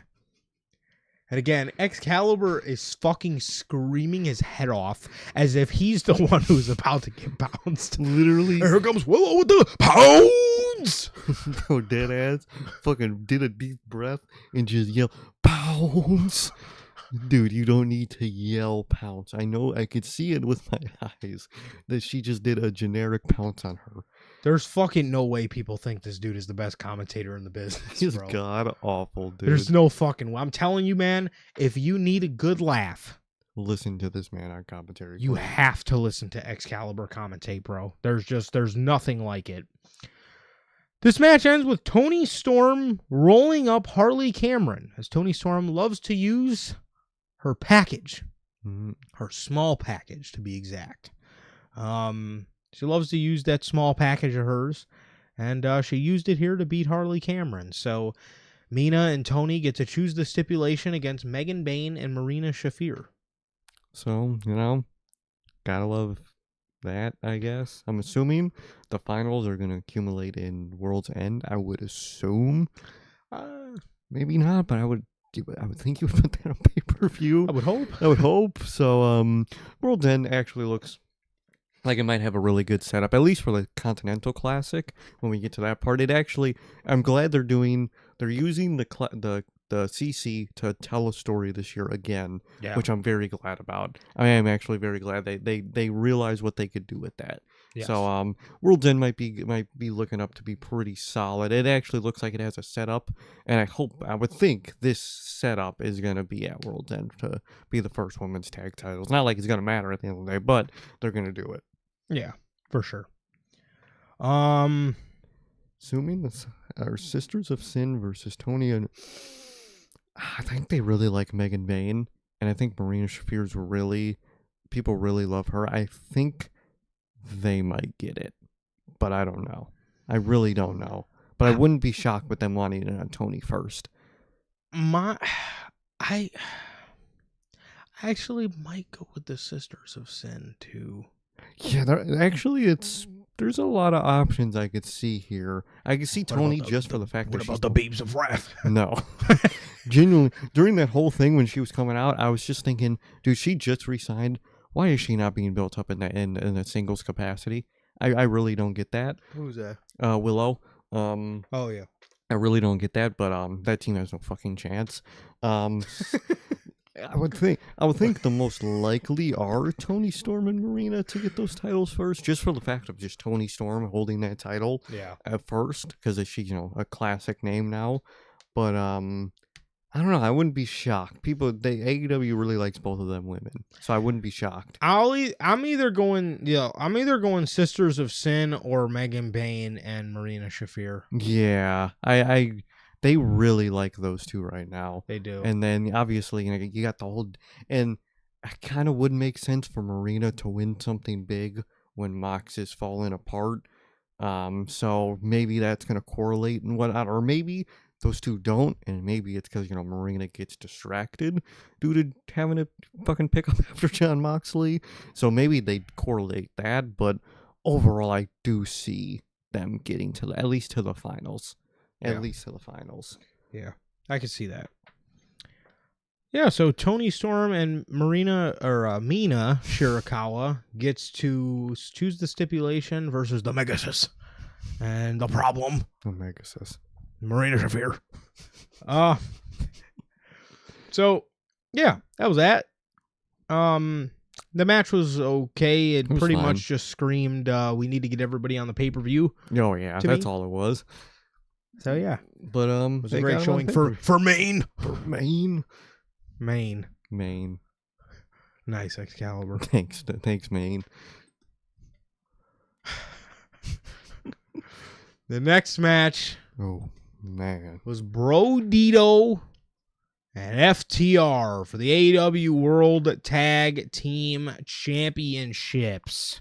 I wasn't even a big Brodito guy, but your fans really were. And I did like them anytime they were on TV. Mm-hmm. And this is how you end it?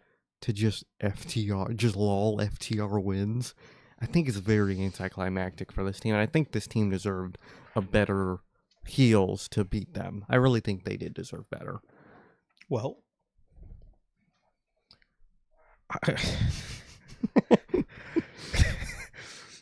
yeah. It's literally just lol FTR. It is. It is, dude. It's like, what? I feel nothing. Like LOL, FTR wins. What else can you say? Honestly. I actually would have liked it better if you waited to do this match until Christian and Cope were coming back. They had their match, and then those two fuck FTR over in their title match to, get a one back before their feud starts when Cope's back on television. Because, man, that's just, it's literally just lol, FTR wins, dude. It's literally all it is. And they're only getting those titles so they can drop them to Christian and Adam Copeland. Exactly. When, I feel like if they would have just beat FTR in just a singles grudge match capacity, they could have actually been set up to go against Brodito in a more genuine way. And then we're probably going to get Copeland Christian. CNC. CNC. The Cope Open. Oh my god, the Cope Open. Good lord, that you can't give that man creative control, man. You really can't. Yeah. He is such a dork, dude. Under no circumstances can he be trusted with creative control. The Cope Open. The CNC Open. The CNC Open. Oh god. We did get a cool little Stokely Hathaway video in the beginning where it was shot nice. I don't really know what the fuck was going on. He just walked up to a projector that showed Brodito retaining the championships. I don't get the purpose to it. I was the only thing I can think of, they did the whole, sponsored by DC thing. So maybe it was an Iceberg Lounge reference he was in. That's really all I could think of. Maybe it's something to that. It was cool. Like you said, it was a cool shot, but I don't get the purpose to it. Yeah, it was shot great. As for the sense it made, not much, but okay. Couldn't tell you, but it's cool. Nigel McGuinness. Oh my god. Kept calling Stokely Strokely. He's Strokely, dude. Nigel, bro. Nigel. Big dog. Strokely. I can't. It sucks that Taz had to go away from knee surgery, or like whatever the surgery he had to get, man. Yeah. I think him commentating that main event would have been really good. Yeah. That sucks, man. But dude, Nigel was killing me tonight. Strokely. Him and Brian specifically is hilarious, but those two always pop me. Man, yeah, I don't know. I don't know, Strokely. man. Strokely Hathaway. My God. Big stroke. Big stroke. Bandito would not go down. You know what Brodito's saying? Just keep fighting. Just keep fighting. That's how I am when my eyes are getting low and I'm like, man, I gotta keep fighting. Man, I gotta stay up. boring. Gotta keep fighting. That's what I gotta say to myself watching this pay-per-view, man, because man, we had to keep fighting, man. It was a struggle, man. I was in the trenches of Normandy fucking trying to fight that shit, dude. Cause god damn, I was on Normandy Beach, bro. I really was. That ass. Fighting for my life. But all I could think about when I was watching this boring ass pay-per-view was, It was true. oh shit, just keep fighting. Oh god. Just keep fighting.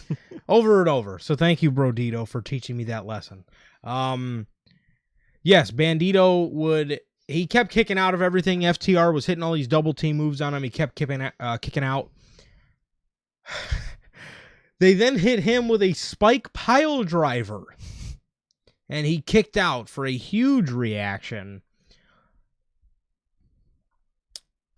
Bandito Dax grabbed Bandito by his mask and brought him to his feet.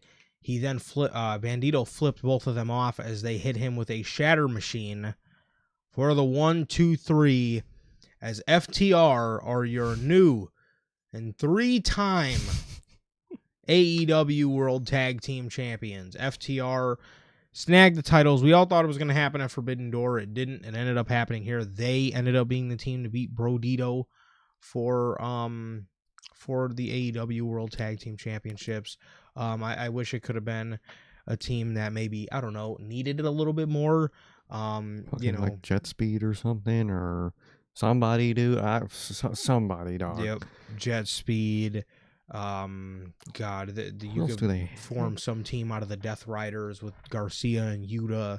You got the Bang Bang Gang fucking stuck in collision purgatory. Bring them to Dynamite. Have them win the tag title. Do something, dog. Something. Literally have not seen Ace Austin on television I have watched, because he's literally only been on Collision so far in his AEW career. Deadass have never seen him yet. He seems cool. I would like to see him. Dude, put Bang Bang Gang on or something, dude. Something, man. God damn. Yeah, we get nothing. We get nothing, bro. Yeah. This is again. This is what we all expected from. This is what we all expected from Forbidden Door. We knew it was coming. Again, they need the titles on FTR so they can transition them to CNC, to Christian and Cope. Christian and Cope. So yeah, it was literally just a FTR wins. LOL. Moment and match, man, and it's just gonna be for CNC. So yeah, that was that. Brodito's reign comes to an end as they won the titles. What the fuck, those titles? I don't know when I genuinely don't remember when they won those titles, dude. Was it in a ladder match? Was it Forbidden Door? It might have been Forbidden Door. Man. I think you're looking it up now. I definitely am, because I'm very curious, actually. Genuinely don't remember when they won those. I think it was a ladder match, Sean. It might have been Forbidden Door. Who did they beat for them? The Hurt Syndicate? I think it was like a multi-tag match, wasn't it? Yeah, so that would have had to have been Forbidden Door. I think it was Forbidden Door, because I think Hurt Syndicate was there. I think Jet Speed was there. Yes. Um, They defeated Bobby Lashley and Shelton Benjamin. They defeated the Hurt Syndicate and FTR in a 3-way at Forbidden Door. Okay. Oh, I think they just retained them in a ladder, because I do remember a ladder match in there. That was All Out. I think that was All Out, because I remember some speedball spot on the fucking ladders. Yes. That's all I remember. Yep. So we all knew this was coming. I'm surprised FTR didn't get their hands on these titles at Forbidden Door, but I'm sure the reason that they did it like that was because they knew Copeland was going away, so they decided to maybe wait a little bit longer so, FTR wouldn't become stale with the championships, and instead put the championships on them, sooner to when Copeland would be back so they can, quickly transition them over to be champion. Yep. So, 100%. Yep. So there's that. Yeah, that was pretty much everything for this match. Just lol FTR wins. We then got the Casino Gauntlet match, as Bobby Lashley draws number 1 and Shelton Benjamin draws number 2. Look at that. They can work together and face each other, man. They can coexist. There was 11 names that ended up entering this match. 9 of them, obviously, we didn't know about because we only knew about these 2. Actually, we might have knew about Ricochet. Probably. I assumed Ricochet the whole time. Yeah. But man, what were those names coming out? This is genuinely some of the most lackluster. This is one of the most lackluster lineup of names in AEW Gauntlet match history. What do you guys hear who the last entrant was? The third one was Ricochet. Normal. The fourth was Claudio. Okay. The fifth was Daniel Garcia, another member of the Death Riders. Okay. The fifth, or 6. Number 6 was Orange Cassidy. Okay. 7 was Wheeler Yuta. All right, stretching it.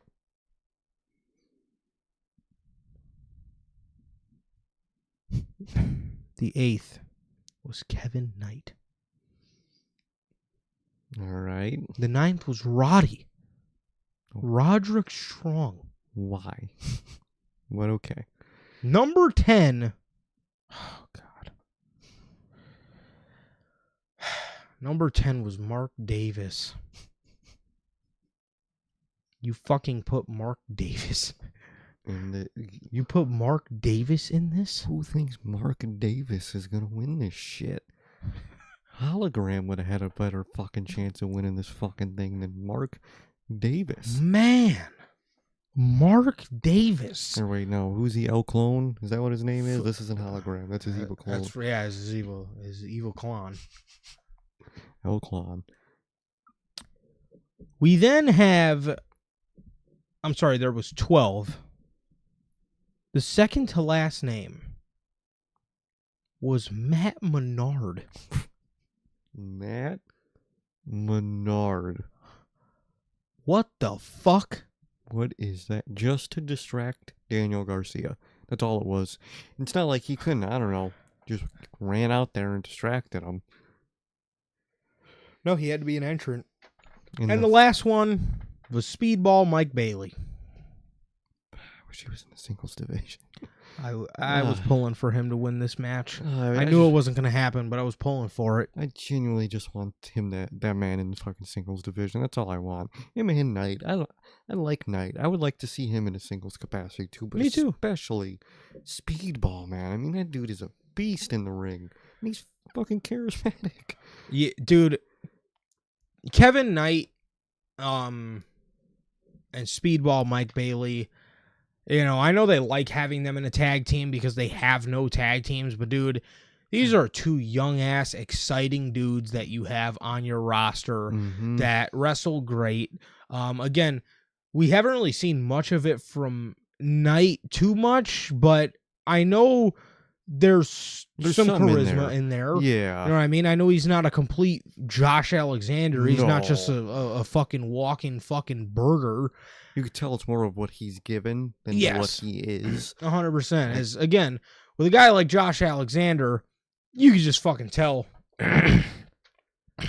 Excuse me. You could just fucking tell that this dude just ain't cut out for it. He needs to find another line of work or something. I mean, it's just not. It's not moving. It's not moving along for the guy. Kevin Knight, on the other hand, you could tell there's something there, but the killer is Speedball. He's a demon, man. I mean, he's got everything you want in an up-and-comer, dude. He's got a unique match style that you really want to watch. He could talk.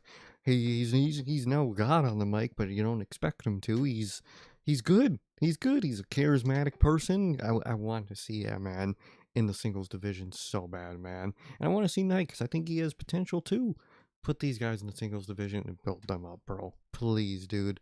Please. You have Matt Menard coming out there. Dog. What is that? What is that? Man. Yeah. Again, you watch this dude when he first comes into AEW before they form Jet Speed.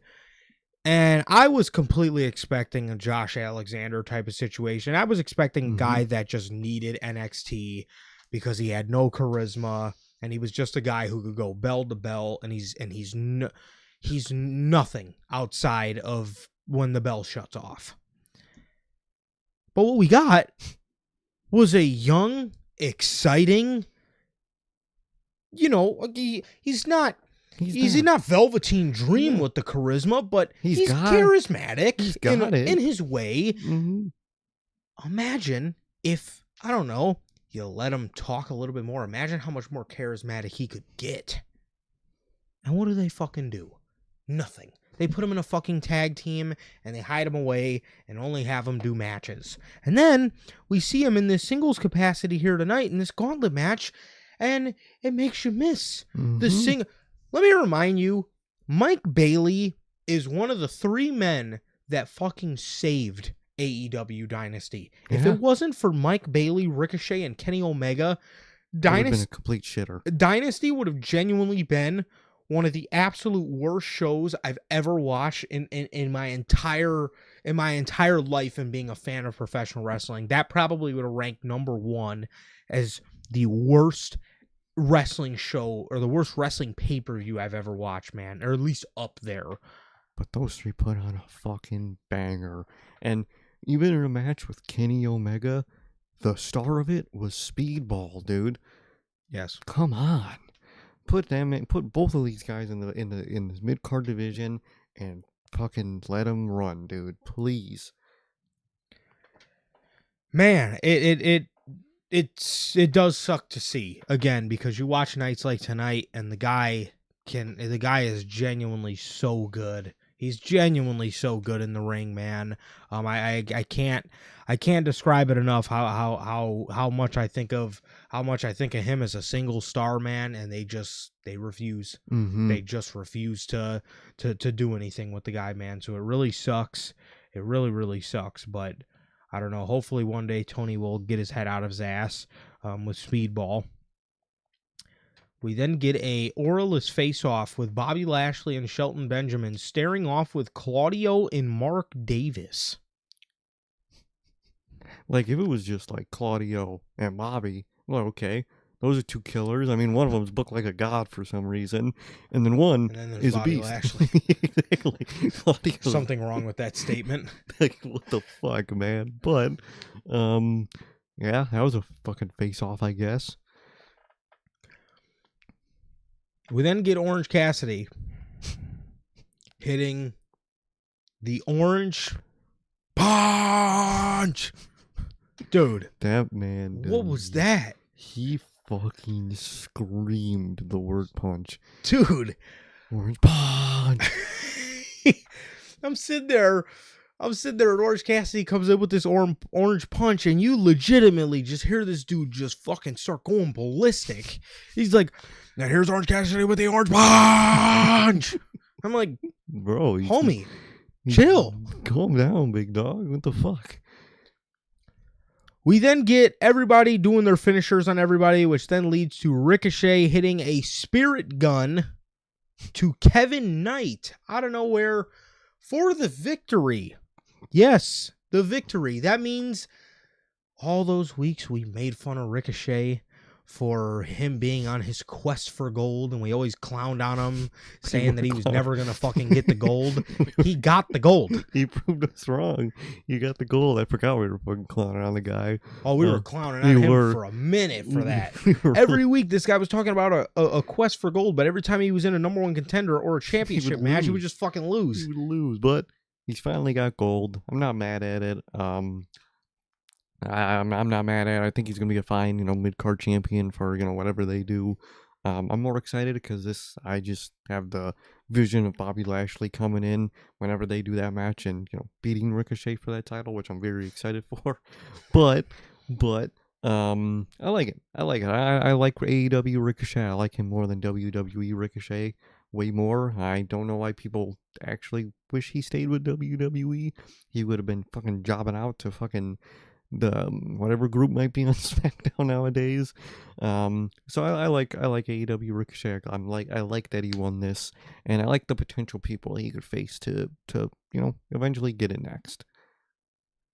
For sure, man. So yeah, so Ricochet wins with the Spirit Gun by pinning Kevin Knight, as Ricochet is awarded this bad boy here. Ricochet is awarded the AEW National Championship, as you can see on your screen here. This is the best image so far. Again, you can't really see the AEW logo because of the glare, but there is an AEW logo at the top of that. This is supposed to be a throwback to, I believe, NWA's old design for the National Championship. It's basically, from what I saw, an exact copy. Wait, yeah, 100%, 100%. But this is what they came up with, man. This is what they came up with. For me, I actually do like it. I think on TV it does look a little flat. And as you can see, around like the main plate, there is a lot of just nothing. It's just a reflective plate instead of having like actual designs on it and stuff. I wish there was a little more texture to it. But overall, I actually do like it. I like the eagle, and then at the bottom, you see the America, so you see the states there, and then you see a little bit of design and texture, but it's not too much. I actually do really like the hint of red they put in it, though. I think I think it does offer a nice pop to it. And then the strap too, you could see it's got a little bit of like lace designs on it, man. So I think it's cool. I like it. Again, it looks a little too plain in certain areas, but overall I do like the design of the belt. Overall, I like it. I think it looked a lot better when Ricochet was holding it and it was like more of a faraway shot. I think it looked a lot better in direct lighting. Like this picture, it kind of looks a little wonky, and it is a little flat. But overall, I like it. I actually really fuck with the red in it. This, if you wanted a US title, this could have easily been like the perfect US title design. But it's the national title, and I really like the design overall. I like the red. I think it's really good. It reminds me a lot in terms of just silhouette of the IWGP US title. It's one of my favorite titles of all time. Like this title a lot, and I think they did really good with the design. I would add more to the blank flat metal in the middle plate, but overall, I do like it.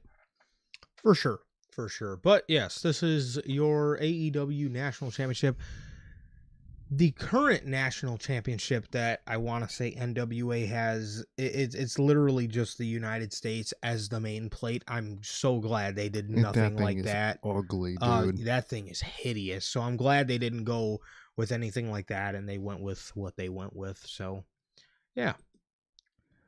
And yeah, that was pretty much everything for your gauntlet match. It was one of the more weaker gauntlet matches. Like I said, there was just no really big names, no surprises that, really made you pop. Tony probably thought he cooked by sending Matt Menard out there to distract Daniel Garcia, but I think that only popped Tony. So, yeah. And with that, we have the no holds barred match with Jon Moxley and Kyle O'Reilly. It was good, man. I liked it. I loved Mox's entrance. Always loved that Death Rider's theme and entrance, man. Goated. And yeah, I overall, I liked the match. I think it was really good, and I like what these guys did here, man. I did. For sure.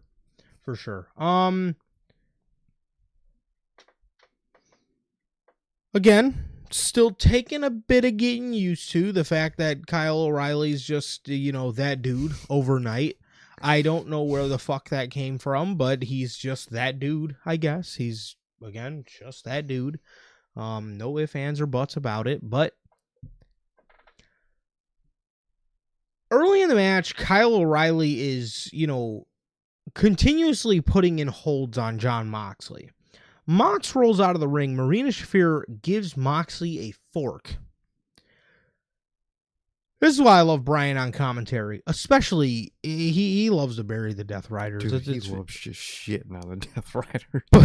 But Brian pointed out something that I thought was very interesting. And I don't know if you guys picked up on this. When she handed him the fork, Brian pointed out, this must mean Marina does not trust Jon Moxley to go hold for hold with Kyle O'Reilly. I thought that was genius. That's a genius call, because that's true. She brought the fork with him just in case, because she lost faith in Moxley. Yes. And everyone has. And that's a really good call. And I hope when they do the turn, obviously, I'm sure Brian's going to be on commentary. I can't wait for that. I hope, obviously, he could be really excited about it, but I also hope he's low-key, sad that it had to come to that for Moxley to learn his lesson, man. I can't wait to see how he calls that. I think it's, no matter what, it's going to be really good. It will be the end of the one true king. Mm-hmm. And man, that is going to be sick. I would actually love for Brian to jump in the ring and maybe check on him. I think after that. I hope they do that. I think that would be a really cool way to go about that. And if Brian's down, obviously his full-time career is over, but obviously I'm sure occasionally he'll be back. Yeah. I think a match with Mox, Brian, and Darby versus the Death Riders could be really fucking cool. I think that would be really dope. Yeah, I think it would. I think that'd be very cool. So yeah, Brian pointed that out again. Is damn near as soon as she handed that fork to him, he pointed out Marina must not trust Jon Moxley to go hold for hold with Kyle O'Reilly. Moxley gets in the ring, and similar to what he was doing in Blood and Guts, he starts stabbing Kyle O'Reilly with the fork in the head, in the arms, in the gut, dragging it across his back. Brutal. Kyle O'Reilly then set up a chair on the outside and was running off the apron with a jumping drop kick to John Morocco. This fucking dude on commentary then called him John Morocco. Is that a Hawaiian singer? Who is that? Excalibur, bro. Please. Unk. Is that who sung Ocean Man? You suck, Unk. Get off commentary, bro. The fuck? Kyle O'Reilly with a drop kick to John Morocco. John Morocco. How did you get to that? How the fuck? That is so far off from Moxley. That's not even funny. John Morocco. John Morocco. Good lord. Dude, you've been calling Jon Moxley in AEW for 6 years. Going on 7. Almost 7 years. Damn near a decade. And you can't get his name right? Kyle O'Reilly, a little bit later in the match, ends up stabbing Jon Moxley himself with the fork. Kyle then goes and gets a chain that they are using against each other. They're using it for a little bit to try to choke each other out. Jon Moxley then gets a bulldog choke in on Kyle O'Reilly, and Kyle O'Reilly grabs the fork. Must have been placed somewhere near him. He was able to grab the fork and start stabbing Jon Moxley in the hand, which they got a close-up on his hand, and you could legitimately see the fork marks on his hand. So they were really going crazy with that fork. Yeah, dude. they were really stabbing each other with this fork here, man. But Moxley,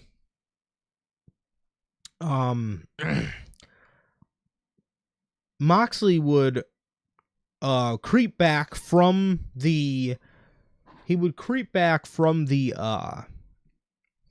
bulldog choke and hit a curb stomp on Kyle O'Reilly, and the crowd would start singing, "Oh, oh." They would start doing the Seth Rollins,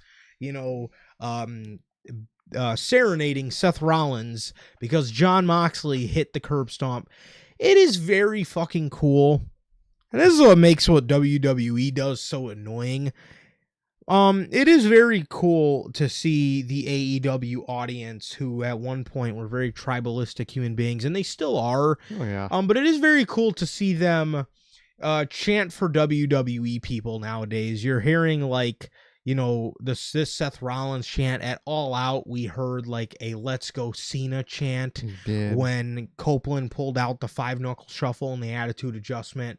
You'll hear like a "yeah" occasionally in the crowd. Mm-hmm. And this happened to Moxley. I don't remember what match earlier in this year, but the same thing happened where he did a stomp and they did the whole Seth thing, and that's just cool. Obviously, there's a connection between those two. Yeah. And it's just cool that the fans acknowledge and fuck with it. Yes, absolutely. And then too, the whole crowd did the "You Can't See Me" when Copeland did the 5-knuckle shuffle. So it's very cool to see the AEW fan base acknowledge these WWE rivals of these people. Didn't Joe do a Cena thing at Wrestle Dream that the fans started chanting for? Yes, I think he did was it the Attitude Adjustment? I think it was the Attitude Adjustment, yeah. It was either that or the STF. It was the STF. It was. And that was really cool, man. I love that shit. I love references to other companies, man. It's cool as shit. Yes, because I believe they referenced Joe at Crown Jewel. I think they did. They did. They did the Coquina clutch. The Coquina? So Moxley goes and gets a chair. He puts it around Kyle O'Reilly's arm, and Tony Schiavone is like, he put the chair on Kyle O'Reilly's arm. Oh, wait, no, that's on his elbow, not his arm. Mm-hmm. And they show Kyle O'Reilly's arm, and his whole fucking arm is in this chair. It's literally the whole thing. And this dork face just sat there and told us, "Oh, it's not around his arm, it's around his elbow." This fucking goober fucking just says it's around his, and it's literally engulfed his whole arm. Literally, the top part of the chair is right here on his bicep. Dog. The fuck, man. So Moxley stomps he curb stomps the chair on Kyle O'Reilly's arm. He then gets Kyle O'Reilly in a Kimura lock. Kyle O'Reilly rolls through and gets Jon Moxley in an ankle lock. He then grabs the chain and wraps it with the chain. So he has a chain ankle lock in at this point, and Jon Moxley has no other choice but to tap out. Damn. Dude, the look on Marina Shafir's face. It told the story. After his tap out was really great storytelling. She looked so sad. Yes. Because it was the most "we have to put you down" sad look on her face, and it was amazing, dude. She was so devastated that he failed, dude, because she knows what that means. Damn, that was great fucking storytelling right there. She does. I totally have to ask, though, how the fuck did Kyle O'Reilly get his arm? And commentary sitting there like, his arm's gotta be broken. What happened at the start of the match? He then gets put in a Kimura lock, and just rolls right out of it after he just got that very arm just snapped into a chair. Yeah. Like, who in the Roman Reigns do you think this guy is? Like, you've booked him in the Paragon, literally, in the Pandemonium. Tony Khan is great. It's just randomly turning a motherfucker into a god. He's great. He did that with Claudio. He's doing it with Kyle fucking O'Reilly. He's great at just randomly making someone a god for no reason, no build up. Like, where is this? He's just a god. Where is this coming from? This dude just tapped out this company's version of Roman Reigns. This is their final boss. Mm-hmm. They're literally their final boss. And I get he's in a whole decline storyline, but like Kyle O'Reilly, you couldn't have at least someone like from that original Death Riders like heel run, get the like their lick back on him right through this, something like that. But all right, man. Jon Moxley taps out, and yeah, like Serkay said, dude, he's sitting there. And he's cocky as ever. He's pissed. He's like, shrugging his shoulders. But then he goes into this weird state of like showing like respect.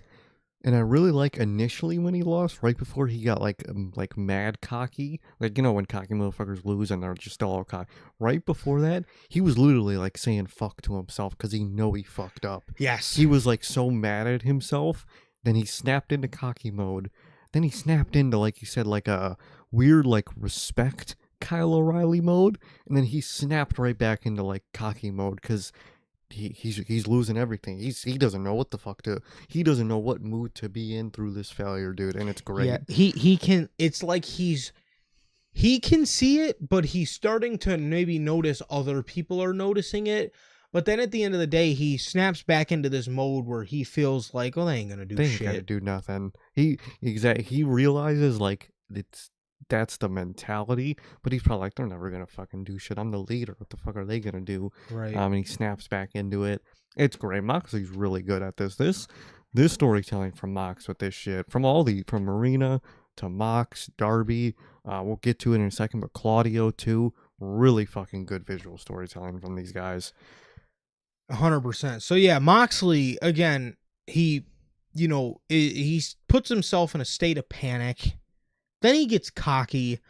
Then he starts hobbling towards Kyle O'Reilly like he was gonna shake his hand, and then he just says to hell with that. Gets out of the ring, goes to leave. But two, I forgot to mention, while he was sitting there, Marina Shafir had the most notable frown, like legitimately, like. Mm-hmm. Like damn near like it looked like she was on the verge of tears because she was looking at this man. She knows they gotta do it. And she knows what has to be done now. So Moxley goes to leave. He jumps back in the ring and he starts jumping Kyle O'Reilly. The conglomeration come out and the Death Riders come out. And they all leave. The Death Riders, the Death Riders go to leave as Jon Moxley's, he's flexing, he's walking away. He probably feels like he's got the one up. He walks off into the crowd flexing. And Claudio gave Daniel Garcia the hardest side eye I've ever seen in my life. And then two, what Brian noticed was Pac came out there late. Pac came out there mad late. He was not out there with the rest of them. No. He was damn near the last one to show up. Because it was obviously Marina, but she had been there. And then it was Garcia, Claudio, Yuta. And then there was a minute or two before Pac showed up. But he was not there at first. And again, Moxley walked off all cocky. Him jumping in there to beat up Kyle O'Reilly was probably his way of saving his ass for the night. If to look badass, just as a cover for his loss, he's still got to look badass. Yep. So he beats up Kyle O'Reilly, and that look that Claudia gave was the most. We were gonna have to put this man down. Yeah. It's great, dude. I love it, man, and that moment's just gonna hit, dude, whenever that happens. I am very excited to see what they do with this Death Rider turn. And dude, my God, I have to give nothing but praise for the work the Death Riders have done, because in early 2025, I was ready to throw this group in the trash can, bro. Yep. I was, and I have to admit, towards the later half of the year, or really ever since All In Texas, I don't know what turned around with this group. Really, once they took Moxley out of the one-on-one title main events, after Dynasty, I think it was his last one, obviously excluding the Hangman one. After Dynasty, and they started doing more multi-people stuff, it has really picked up, and the story they've told with Jon Moxley being a quitter and tapping out and all this other stuff, and the group slowly all coming to the realization that this guy he's making us look like losers. We have to do something about this, is one of the better stories that AEW's told all year. May even be their best story all year. Actually, I really think it is. It's probably my favorite right now in the game, just because, like, it's something I'm just compelled to watch. I'm compelled to see when they do the turn, how they're setting it up, all the little teases. It's really good storytelling, man, and this always proves that, they could tell stories, man, and this is a very good example of that. And I can't believe that the Death Riders are probably going to win Faction of the Year. Holy fuck. That is an insane turnaround. They man, holy shit. I was clowning on them like a month ago. I was legitimate, not clowning on them, but I was like, man, I don't know that they'd be good enough to get Faction of the Year or anything, but like, honestly, dude, if you put them up to any other fucking faction there's been this year, they're beating the MFTs, they're beating the Wyatt Six, they're beating whatever the Vision is, whatever that thing is. I didn't even know if they know what that is. OG Bloodline doesn't exist this year, so they can't win by default like they usually do. Yep. Who else besides these guys have been like moving this year, dude? And I can't wait. I'm very curious to see if they keep like the Death Riders' identity after the turn and whatnot. And I really like the story they set up. I like how Moxley basically conditioned these guys to be the most hardcore group possible, to the point where he's not hardcore enough for his own group, and they're going to kick him out because of it. That's great storytelling right there. I love that. Amazing. Absolutely amazing.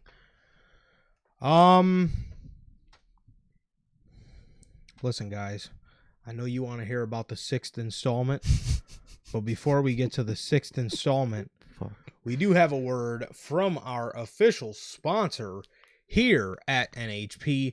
We got a word from none other than W Energy, man. W is an energy drink loaded with vitamins and nootropics formulated to improve focus without getting the jitters. W is a clean formula that is sugar-free, zero-calorie, free from fillers and artificial colorings, with 150 milligrams of caffeine per serving. You can get your W products today with the link below and code NHP at checkout to save yourselves 10% on your next W purchase. Truly, always got to shout out W. Whether workout, whatever you may need the energy for. It's 2 a.m. It's an AEW pay-per-view. We're talking about it still at 2 a.m. If you want to be up, energized like us, W won't let you down. Christmas, it's coming up. Some people need to pick out their gifts. If you need a gift for somebody, W is always a great gift. And yeah, W's great. It'll always keep you awake. You won't have the jitters. It'll keep you focused, and it'll taste good all at the same time. Always, truly, gotta shout out W, man. Yes, sir. Yes, sir. So as always, thank you to the great people over at W Energy, the official sponsor of what we do here at Notorious Heels. So, goddamn, number fucking 6. Fletcher Briscoe 6. That's an insane number. And like, you would think like, oh, are they having like a best of 7? No, this isn't even a best of 7 series or anything like that. They just happen to have 6 fucking matches between these two. That is a ridiculous stat. However, I will say, every time these guys have matches, they are very good. Exactly. They are good, man. It's just Fletcher, and that's the most random, like, why do these two random fucking, like, they're not even rivals. But, like, this is, like, they are. That's the worst part. Like, statistically, they are rivals, but, like, Why are they rivals, dude? Like, dead ass, bro. Like, you got Roman and Brock number 7, and you got fucking Kyle Fletcher and Mark Briscoe 6. Wild. But, they put in the work every time, man. They really do. They do. Yeah, these guys were here working their ass off, man. This is a no DQ match, and if Mark Briscoe lost, he had to join the Don Callis family, which, if I was Mark Briscoe, I mean, he did it tonight. He showed out. I would have been fighting for I my would have been fucking fighting life. I would have been fighting with every last fiber I had in my fucking soul. I'm turning into the start of Death Riders Moxley to win this fucking match, dude. I'm dead ass, dude. I'm turning into 2017 Roman Reigns to win this fucking match. You're dead ass are gonna catch me out here like 2010 SummerSlam John Cena, bro. I'm burying everybody.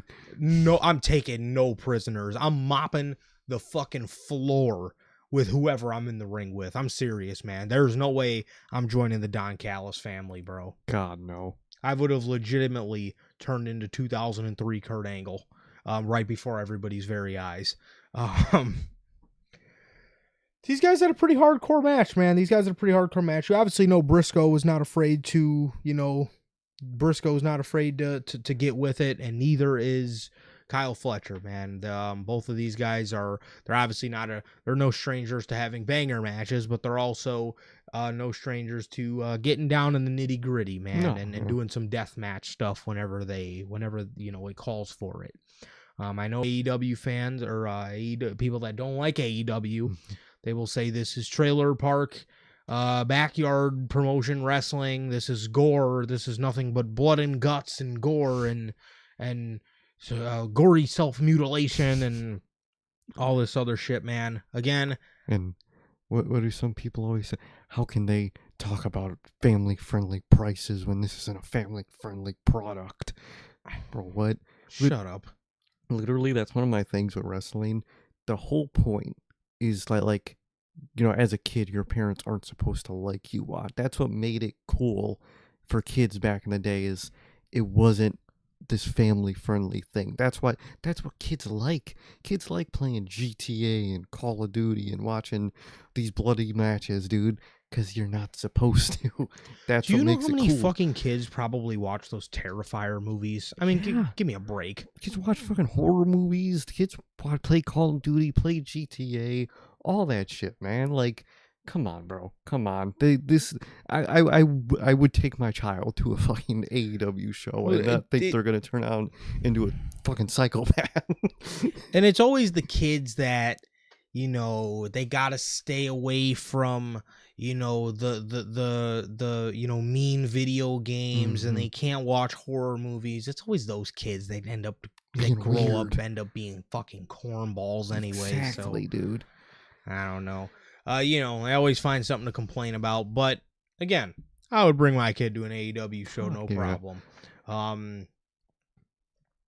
Especially because they need variety, man. And they're probably gonna watch WWE, and they'll probably get sick and tired of the corniness that they do sometimes. So I'll give them a little variety, have them watch AEW. I don't know if I can take a family to WWE.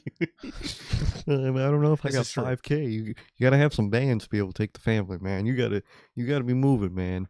You gotta be scared of Walmart if you could afford to go take your family to fucking to WWE at this point. Yep. So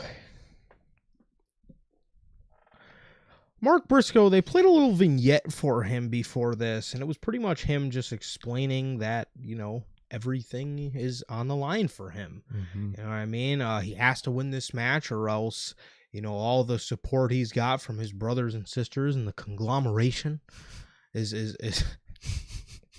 is out the window, man. So it was actually a really cool vignette. It had like an old, like, retro feel to it. It did. It was literally like stock home footage of like Mark Briscoe and his family cut in with like, stock footage, edited footage of like the conglomeration. It was really cool, man. I liked it. I liked it a lot. It was. There was ladders involved, tables involved. Both guys got bloody very soon on into the match. Kyle Fletcher hit like a running Alabama slam on Mark Briscoe through a table that was set up in the corner. Mark Briscoe would hit a blockbuster on a line of chairs. He would hit a blockbuster on a line of chairs. What was our guy Gotti doing, bro? What was Gotti doing at 1:30 in the morning, man? Bro? What were you doing, man? But who knows? We did not talk about the Rizzler in Big Justice. We never get to the pre-shows anymore, man. We so busy before these shows, man. Unfortunately. So whatever Big Riz did, I did not see it. I did not see it, man. But Big Wriggler. God damn it. So we got Mark Briscoe hitting a blockbuster on Kyle Fletcher on a line of chairs. He would then set up a ladder and table in the ring. Kyle Fletcher was climbing up the ladder, and Mark Briscoe was on the top of it. Mark Briscoe jumped off while Fletcher was hanging back and executed a picture-perfect froggy bow through a table that just so happened to be on tacks. Brutal. So that was dope. As both guys got up, Briscoe got up and executed a brainbuster to Kyle Fletcher on a pair of thumbtacks for a near fall. Fletcher would then go for his turnbuckle super brainbuster, but he stuck his screwdriver up to the point where it was poking up the turnbuckle, up on the turnbuckle pad. So he was essentially trying to fucking impale. He was trying to impale our guy Mark Briscoe here. So that ended up failing. Fletcher would then start stabbing Mark Briscoe with said screwdriver and hit a brainbuster on tacks of his own for a near fall. Briscoe would then set up a barbed wire table and hit a razor's edge. He would hit a razor's edge on Fletcher, sending Fletcher through the table, and a J driller on thumbtacks for Mark Briscoe. Look at that, man.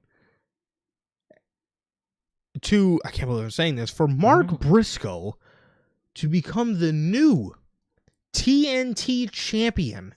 He fucking won. On paper, a champion. He won a championship on pay-per-view. He finally did it. He finally won something, man, and I'm happy for him, dude. I did not think Kyle Fletcher's run would come to an end this soon, but with what happened after, I really like the path that they're going on, and I'm happy for Mark. Finally, I always liked Mark. Finally won something, man.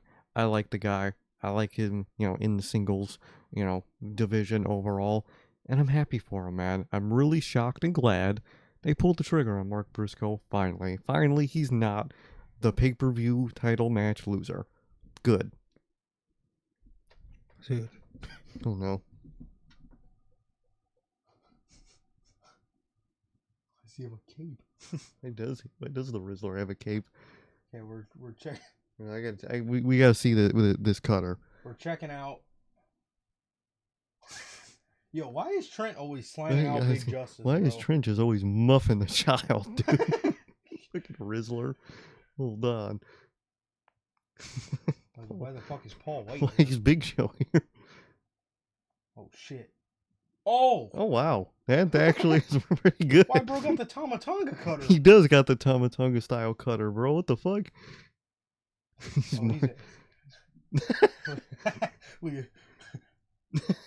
What is this? Fucking Rizzler in the background. Look No. That is hilarious. Wow, he dead ass has a good cutter. What the fuck? There's a child. Do a really good cutter. It looks like, dude. This man That really is the Tama Tonga style cutter. This man legitimately just pulled out a Tama Tonga cutter. Like the jumping like right in front of him in the moment cutter. Yeah. And it's fucking really good too. What the fuck? He executed like a high jump cutter. Like literally like Tama Tonga. That's funny. And the Rizzler wearing a cape that says Doom is just hilarious as well. The Riddler the Rizzler's the GOAT, bro. He really Rizzler is. literally is the GOAT. That man's got to get in the ring at some point. Big justice for the CC. We gotta see it, bro. God.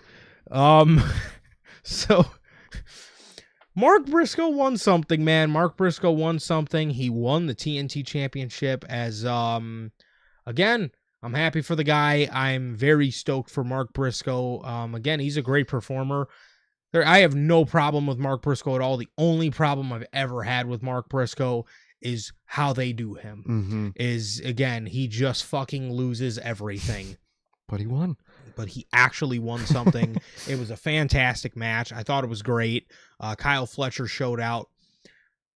Ospreay is going to be gone for a while as well. So what I'm assuming this was their... It's his move up. This was their promotion Mm-hmm. for him, as he is going to move on to another championship. We actually got a little bit of an insight on what exactly Kyle Fletcher was going to be doing next a little bit later in the night. But I think what this is AEW wanting Fletcher to, ascend the ranks. I think so. And be, maybe higher towards the card by the time Will Ospreay does come back. So, I'm messing with it, man. I'm messing with it. I think, I think he had a good TNT Championship reign. I think so. But, I am okay with it coming to an end here, especially if it means them moving him up. So that I don't have a problem with. Don't have a problem with it at all. I'm surprised during his TNT title reign, he never made the red, little TNT swoosh pink. That was just a random thing. I'm shocked he never did. That would have looked so tough. Yeah. But he had a good reign. He had a good TNT title reign, man. And I think, like you said, this is his step up in the division. I think he's moving up to grander things. And I'm excited. I think he deserves it. I think he can, you got to try. You got to throw him in the water, see if he can swim. I think the guy can swim, man. I think he's done great so far. He shocked me so far. Obviously, in his singles run, I did not expect anything at first. And I was wrong. He's really fucking good. And, maybe he's a champion by the time Will Ospreay comes back, man. And maybe that's what Will Ospreay's coming back to do, man. But he's stepping up in the division. Good for him. Glad of that. And good for Mark Briscoe. He won the TNT title after all this time. And he won. And that's just an amazing thing to say. Crazy thing to say. I never thought I'd hear anybody ever say that. However...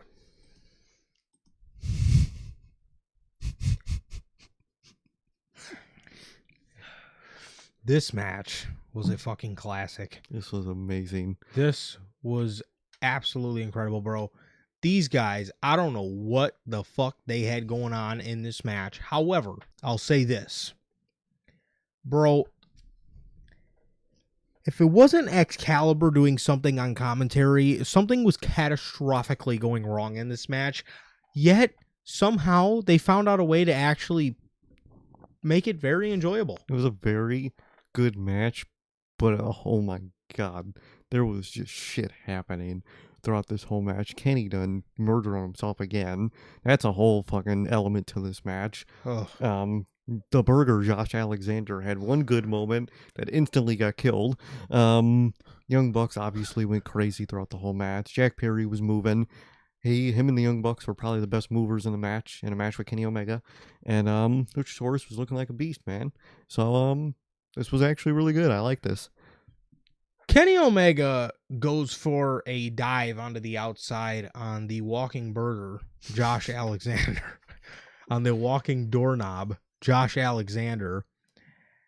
And Kenny clearly tweaked his left ankle or his left shin, something, his left leg. It looked more like an ankle, like an Achilles kind of thing. At least that's what it looked like. I don't know what that was about.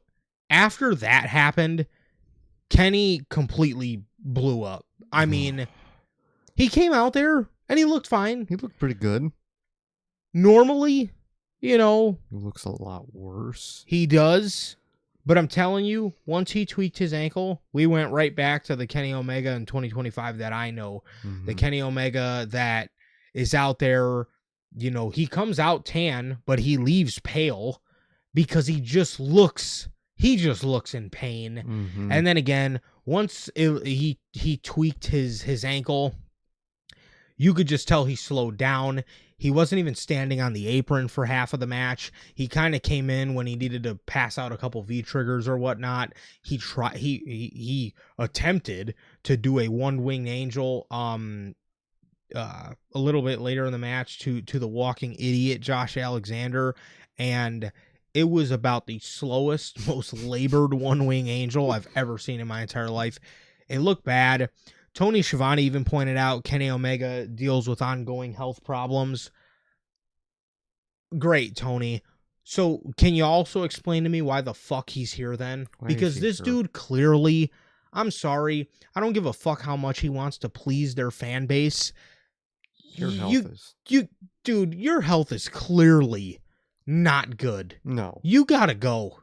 You have to go, man. I mean, I don't know. You have to retire, man. I'm sorry. Dude, you gotta, if you want to wrestle, I mean, you gotta do your once a year all-in match, and that's gotta be it. Because, I mean, you gotta be on some Bryan Danielson super part-time shit, because at this point, every time I watch Kenny Omega compared to the Kenny Omega that I grew up watching, dude, it's so clear he is hanging on because he loves this. Mm-hmm. But dude, you are hanging on, man. You are hanging on. And again, he looked fine. He did in the beginning of the match. He was moving.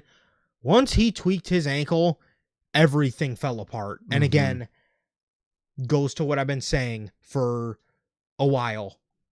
You gotta retire, or you gotta go super part-time, man, because this is not good. This is downright sad to watch, because as fans, man, we do care about his health, because we know what the man went through in Japan. Yeah. We know that put a lot on his body, and it just might be time, because watching shit like that is just heartbreaking. It really is heartbreaking, man. I wish the best, and I wish he would just take a break, take a massive break, only come back occasionally. I think that's what's best for his health, man. He doesn't look great out there. He doesn't look like he's feeling great out there. I just want the guy to feel good. You know what I mean? So I really hope, I know he loves it, but it's best for himself if he just steps away overall, or just in a very, very occasional capacity. 100%. 100%, bro. So we got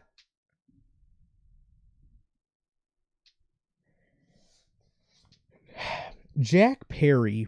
There was Josh Alexander tried to world's strongest slam off the apron Jack Perry. He was standing on the apron with Perry for the world's strongest slam, and Josh dropped off the apron and went to slam Jack on the apron, I'm assuming on his back.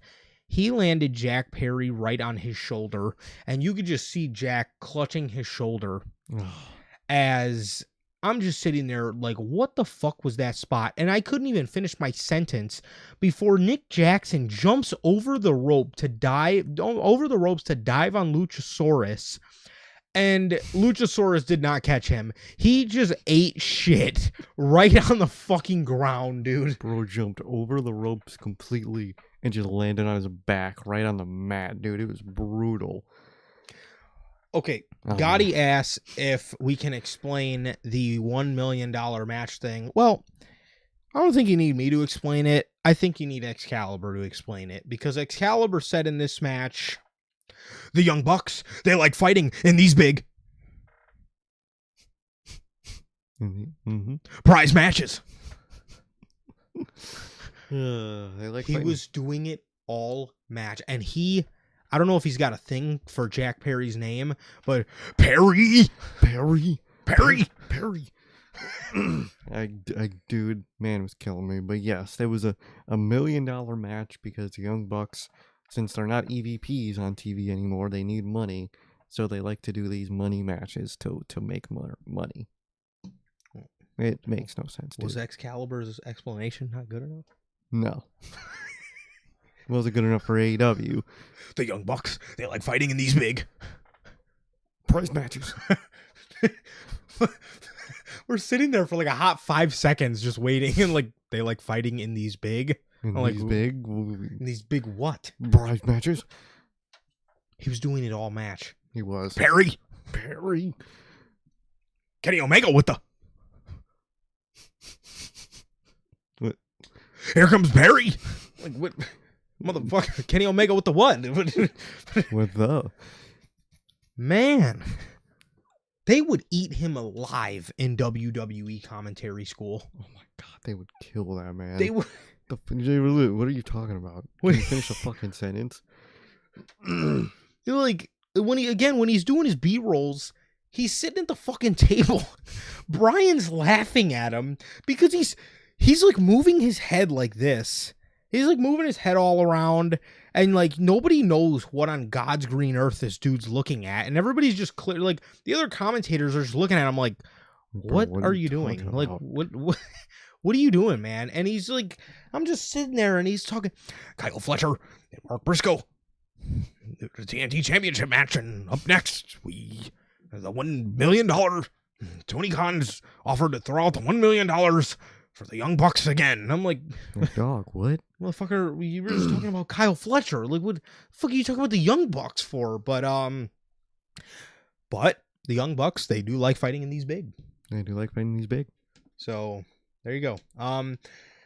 Yeah, so the Young Bucks, well, I guess to give you a further explanation, because he's been doing this for a while, even like without the Young Bucks, but he I don't know, Tony Khan, you know, he likes doing these big for money matches. I don't know, yeah, he likes doing these. He calls them money matches because, I think in his brain, it gives him a reason to put these matches on television because he knows there's no fucking reason as to why half of these matches are on television. So in his mind, he's like, well, what is this for? Like, what's I could put money on the line. We could get a bunch of prop money and put it in a duffel bag. And then like the fans will eat it up, which nobody gives a shit. No. So yeah, that's that.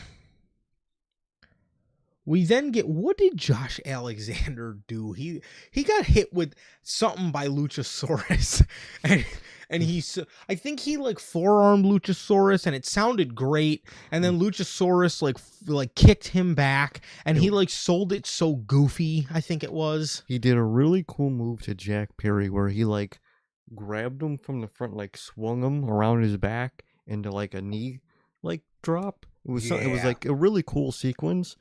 And then literally instantly, right after he said, "Oh wow, the first cool thing I've ever seen him do," Luchasaurus walks up, kicks him in the face, and his selling of that was to just lean back and walk out of the ring. It was horrible, dude.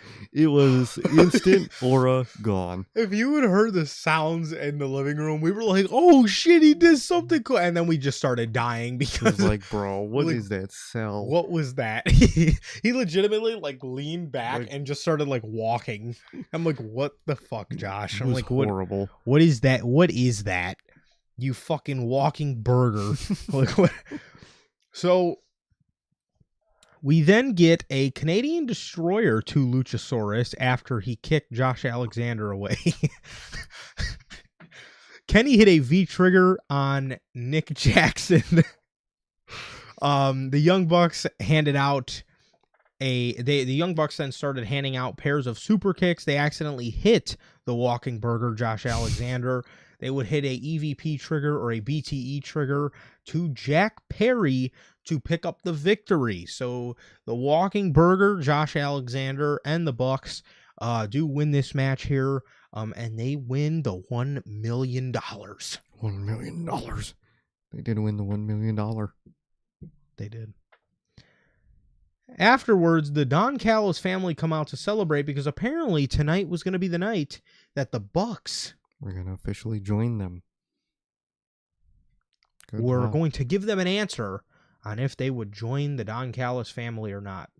So the Bucks walk away with Don Callis. They're holding their duffel bags, and the whole other 48 members of the group were in the ring trampling Kenny Omega as they're again beating the walls off of him. And the Young Bucks start to notice this as they walk away, and they make the executive decision to drop the money and run back and start dishing out super kicks to the Don Callis family as Jurassic Express jumped in the ring to help them.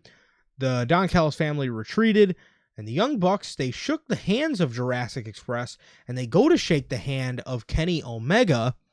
Kenny Omega slaps both of their hands away and goes in for a hug. Damn. As Kenny Omega hugs the Young Bucks as the crowd is chanting, "The Elite, the Elite." Very cool moment, man. I'm glad we got this little nice, genuine reunion with these guys, man. Loved it. Match was very fun up to that point, obviously. Very fun match they put on. And yeah, I like the direction they're taking the Young Bucks. I don't know what the direction of Kenny is going to be. I'm assuming, to be honest, that he's injured with his knee, if I'm genuinely being honest. But I like the character direction for the Bucks, dude. I really like it. Me too, bro. Me too. I like where we're going with this. And again, we'll talk a little bit about them in the main event because I feel like I know where this is going. But yes, the Young Bucks, they reconcile with Kenny Omega and Jurassic Express, man. So that's what I thought too. I was thinking that mainly after what's it called? The main event. Even the whole setup with Hangman Swerve, I would have thought the Elite versus the Ops was like a really good blood and guts idea. They really should have saved that match. 100%. 100%. Yeah, I thought they should have saved it too, especially because the blood and guts we got didn't have the most like awe-intriguing teams on the planet. Didn't. I mean, the Death Riders, obviously, they're a legit team, but like then you have the fucking conglomeration. The conglomeration. The conglomerators on the other side. Like what is that? So yeah, that was that match, and then on to your co-main event. For the AEW Women's World Championship, you had Mercedes Moné versus Chris Statlander. I'm actually very shocked. Yeah, I'm very shocked with the ending. Match kind of just happened overall. I was going to say, their match at Full Gear last year was way better. Way better than whatever this was, man. First of all, loved Chris Statlander's entrance. The whole... That was dope. Literally, like, they did the pyro of the little spaceship crashing. Well, what about Mercedes? I'll get to that. It was all right, I guess. The spaceship crashing, and then there's the crash spaceship that she comes out of because she's out of this world. Very, very cool. For her, I thought that was a sick entrance for Mercedes. It's cool. They did the whole indie. I guess that was just a bunch of indie guys. Tommy Invincible, bro. That fucking weirdo is fucking there. He was there. Just basically super jacked Apollo Crews was there. Is that what he does? Yeah, that's his thing. Last person I saw do that thing. Do it. Last person I saw do this. It's not a good person, but overall, man, it was a decent entrance. It was cool. Yeah. Yeah, Mercedes, it's the same thing every time. She just gets a bunch of burgers to hold her championships. So, I mean, that's nothing new. Chris Statlander, though, I didn't expect that. That was I seen, like, the pyro, like, off to the right of the stage. I seen it, like, flicker, and I was like, oh, God. I was like, did they fuck the pyro up? And then they brought the camera over there, and you seen, like, a whole, like, little set on, like, a crashed... spaceship, and I was like, oh, that's really cool. That's cool. And then she like busted out the door, and then that hunky dory ass theme music came on, and I was like, all right, that's just wonderful. But No, man. I mean, the match, again, I thought their match last year was better. I thought Statlander hurt her shoulder because they worked the shoulder most of the match to the point where most of the match was actually Statlander on defense. It was Monet.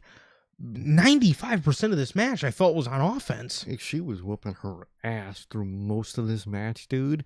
There was a one point where she hit a 13 amigos, literally did 13 of them, one for every belt on stat. That was egregious. But yeah, she was whooping her ass this match, dude. She was. Mercedes Moné hit a Poison Rana for a near fall. She was then going to go for some sort of head scissors, which most of you guys may not know what a head scissors is, but you know what a tiaras is. It's the same thing. And Statlander, while Mercedes was going for the head scissors, Statlander hit her with countered into the Saturday Night Fever tombstone that she does as her finisher, and pinned and won and retained against Mercedes Moné. Look at that, man. I was very shocked at the ending to this match. Very shocked. Very shocked. I'm very glad, man. Overall, I'm glad they're basically just not giving her the AEW Women's World title. And I'm glad, man. I'm glad Stat gets to keep it. Very curious to see what's next for her. I couldn't tell you what's next for her. But I'm glad she kept it nonetheless. Absolutely, man. Absolutely. So I'm glad she kept it. Again, I thought their match last year at Full Gear was better than this. But I'm sure Mercedes, it's only a matter of time till Mercedes gets a hold of that championship. They're probably going to let her get one more and then have the AEW Women's World title be the 15th title that she's holding at one fucking time. So, yeah, so that's that. It was like I said, the match was decent. It was nothing compared to last year's Full Gear, in my honest opinion, though. But I am glad Statlander was able to keep the title, just to not give off this, Mercedes Moné, just continuously, big sisters her every time they get in the ring. Putting stock and victories against legit people into your young people like Chris Statlander is the way to go. 100%. So yeah, I enjoyed the decision here to make Statlander retain clean. I actually did enjoy that a lot. 100%. And before we get to the main event, we have... Oh, are you talking about the Continental Classic? Okay, I was about to say, I just remembered that. Before we get to the main event, we go to this segment where Don Callis is pissed off. Don Callis is pissed off because of what happened with the Young Bucks. But he says, you know what? Either way, I still have, two of the best wrestlers on the planet in the family. I have Takeshita and Okada. Takeshita was on one side of him. Okada was to the other. And then Hechicero was there because he was the armed security for the night for the $1 million or whatever. I didn't know he was Michael DeSanta, but I didn't know he was Mr. Townley, but okay. So Takeshita and Okada start bickering, and Takeshita blames Okada for not holding the AEW Tag Team Championships. He then declares that he will be in the C2. He declares that he will be in the Continental Classic this year. And just when, things couldn't get any more interesting, in walks former TNT champion Kyle Fletcher. And he's obviously pissed. He says, I just lost my championship. You guys say you're my friends. Where were you? And where were you? Damn. He says, but don't worry about it. I'm not going to be without gold for long because I declare for the Continental Classic as well. We have 3 members of the Don Callis family, 3 of the best members, literally the 3 crown jewels of the faction are now all in the Continental Classic, man. I would love to see Kyle Fletcher win it. I would also love to see Takeshita win it as well. I would love that. I will say, do not fucking be shocked if Okada wins the whole tournament again, because he is tied with whoever. He's tied right now as the most tournament wins in wrestling history. So don't be shocked if Tony has him win number 6 to beat the record. I wouldn't be shocked, maybe, if they really want to do a feud, afterwards with whoever wins, would hopefully be Kyle Fletcher. Maybe they could, make it so obviously Fletcher is the reason he's not the best tournament wrestler because he didn't break the record. So maybe, that's what really pisses off Okada and we get actually locked in Okada. That's the way I would do it. But I really wouldn't doubt it if he just straight up wins the thing. But very glad they're putting basically like the Don Callis Triple Crown guys in the breakup story all fighting for the same thing. I really fucking like that. And I'm glad they're doing that. And I'm glad, again, the CC has at least an aspect of it has the general story. I'm very glad at that. For sure. And yeah, that's obviously great to build off. That's a huge thing that you're obviously going through in this tournament, because it's the Don Callis family is like 90% of what Tony likes to put on Dynamite. So putting all 3 of these guys in the tournament is going to hopefully make the group somewhat interesting. And you're adding the members in there that people care about. You know what I mean? We're not getting, El Clan or Lance Archer in the Continental Classic. It's actually the 3 guys that people like the most out of the group. So I mess with it, and I really hope Okada does lose it this year, because I would love to see it go to Fletcher or Takeshita. 100%. And I think too that would be very cool for the storytelling aspect of the group itself, because Okada's gonna feel some type of way about that. Exactly, dude. So that was that. I liked it a lot, and yeah, that was that. And then for your main event here tonight, we have the steel cage match for the AEW World Heavyweight Championship with Adam Hangman Page and Samoa Joe. As we said, Hangman was using a different theme song, as he was using a song from Red Dead Redemption. Was it the first one or the second one? I think the second one, and I think they said it was called American Venom is the name of the song. Super fucking dope entrance from Hangman. Loved it. Very cool. Very, very cool. He got Joe bloodied very soon by rubbing his face on the cage. Joe had a huge gash on his forehead. He then took off his boot and started hitting Joe with the heel of it.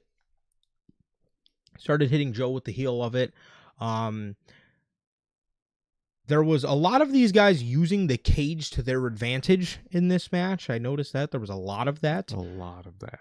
Shibata, excuse me. Shibata ended up coming out and tried climbing the cage with the world title around his shoulder. I don't know why he wouldn't just throw it over the cage or something, but no, he tried to climb. Even climb halfway up and then toss it over, something like that. But he was dead ass about to just jump in it with it just to give him the title.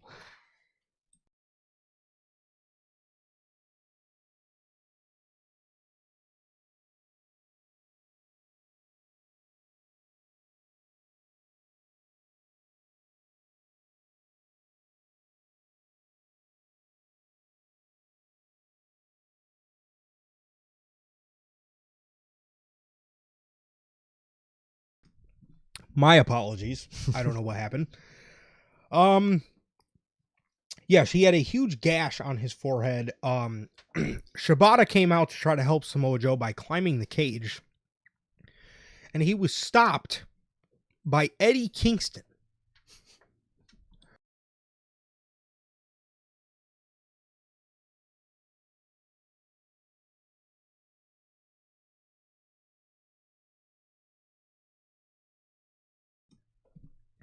Will Hobbs then ends up breaking the chain off of the cage by pulling on it.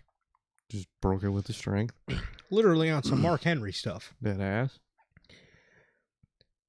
Hobbs gets into the cage, but immediately gets taken out by Hangman.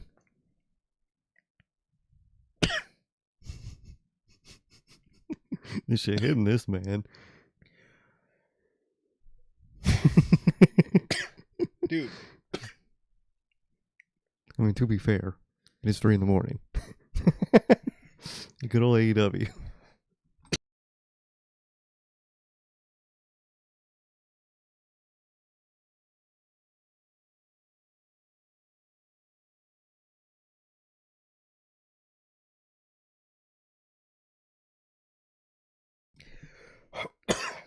Yo, I don't know. I don't know what is going on.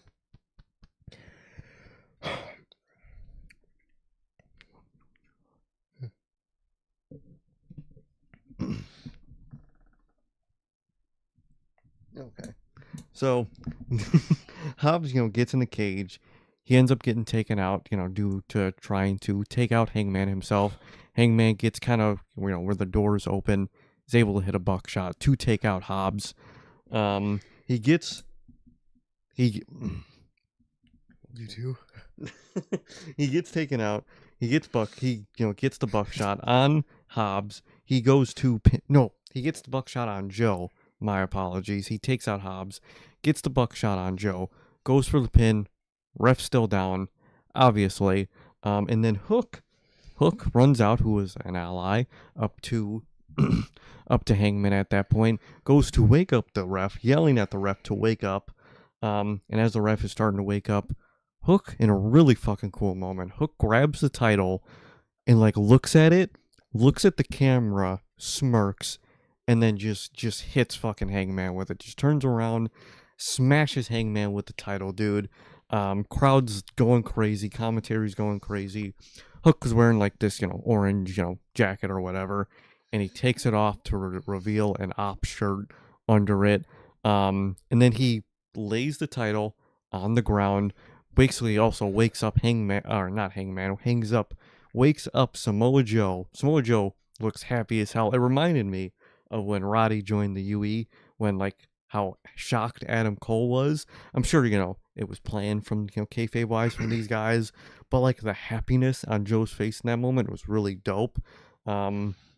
Joe then grabs Hangman, puts him in the corner, sets him up for the Muscle Buster, does it on the title, laying on the ground, and then he pins Hangman Page to win the match and win the AEW Men's World Title, man.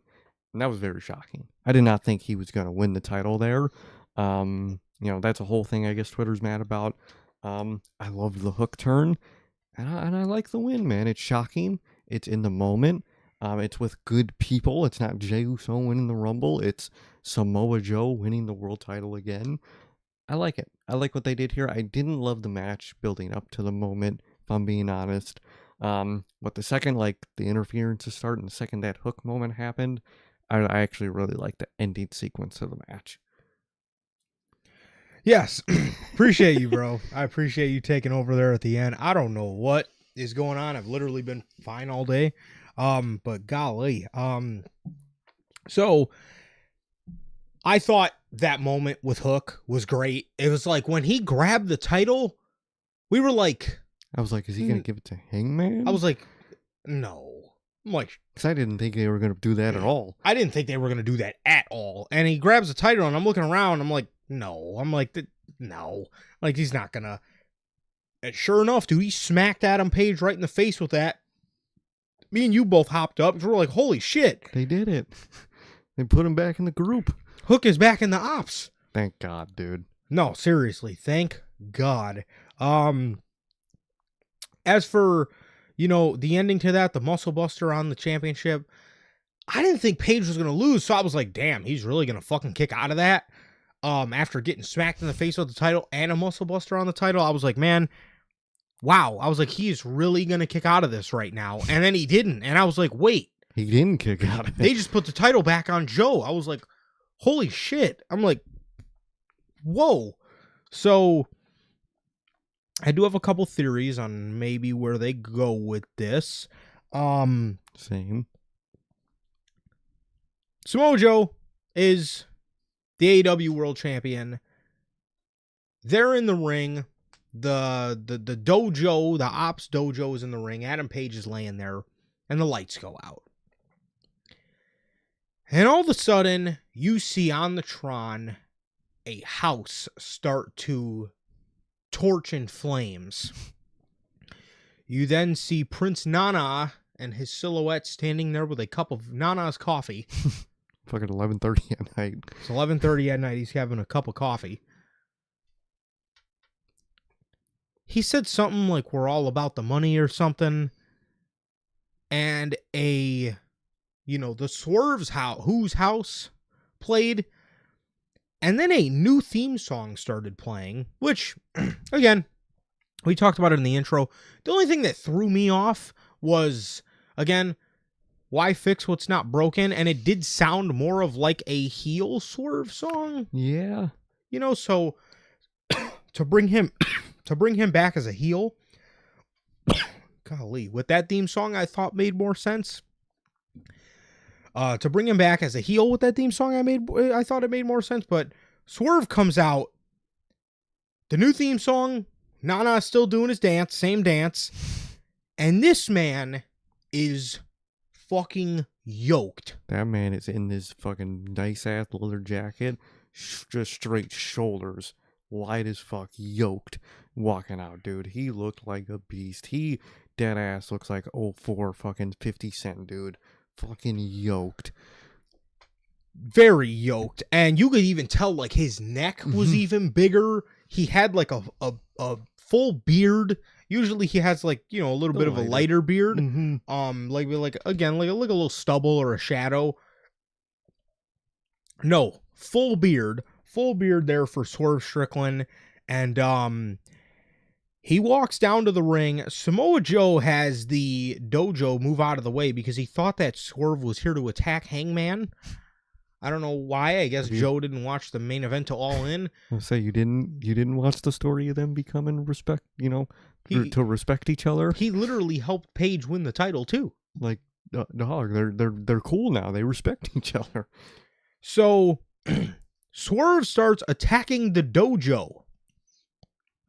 He starts attacking the dojo, and the ops get out of the ring as Swerve Strickland stands with Adam Page to end the show. As Adam Page and Swerve were both pissed off at Samoa Joe. The reason Swerve Strickland is probably back for Samoa Joe is because he knows that Joe was one of the people that helped take care of Jon Moxley. He helped them. So to see him turn his back on Adam Page, he likes Adam Page now. So obviously that's something that would piss him off. And then, Samoa Joe basically having another group, like the Death Riders had to hold that title and hold it with the group mentality. He's not fucking with that. No, not at all. So I do have a couple theories here. One of my theories is, actually, no, I think I only have one theory. So, Samoa Joe, is he going to run it back with Adam Page? Probably, but the numbers advantage is probably just going to end up being too much. So, what I think is going to end up happening, I think Hangman will get his rematch and probably end up losing it. Swerve is going to be the guy to then take the mantle from Joe. He's going to take the championship from Joe again. He's going to take the title from Joe again, which is going to free up the Ops, and the Ops will then transition into a feud with the Elite, especially with Kenny and the Bucks being back together. I think they will add Hangman to that. And then on the other side, you got Joe, Hook, Shibata, and Hobbs. What about Swerve, on the other hand? There's two routes you can go with this. You can have Kyle Fletcher take it from Swerve Strickland, which would then free up Kyle Fletcher versus Will Ospreay for the World Heavyweight Championship. Either that, or the people that injured Swerve was when he was in a feud with Okada. So if Okada loses the Continental Classic, you could either do one of those two. That is true. You could have, again, you could run back Swerve and Okada, because the only thing that was really confusing to me was he didn't go after the people that took him out. Yeah. So there was that. But there are ways you can go back to that. And then again, too, there's also the option with Kyle Fletcher, right? You can have Kyle Fletcher get the World Heavyweight Championship, end up being the guy to take it from Swerve, to perfectly set up Ospreay being the one to take it from Fletcher.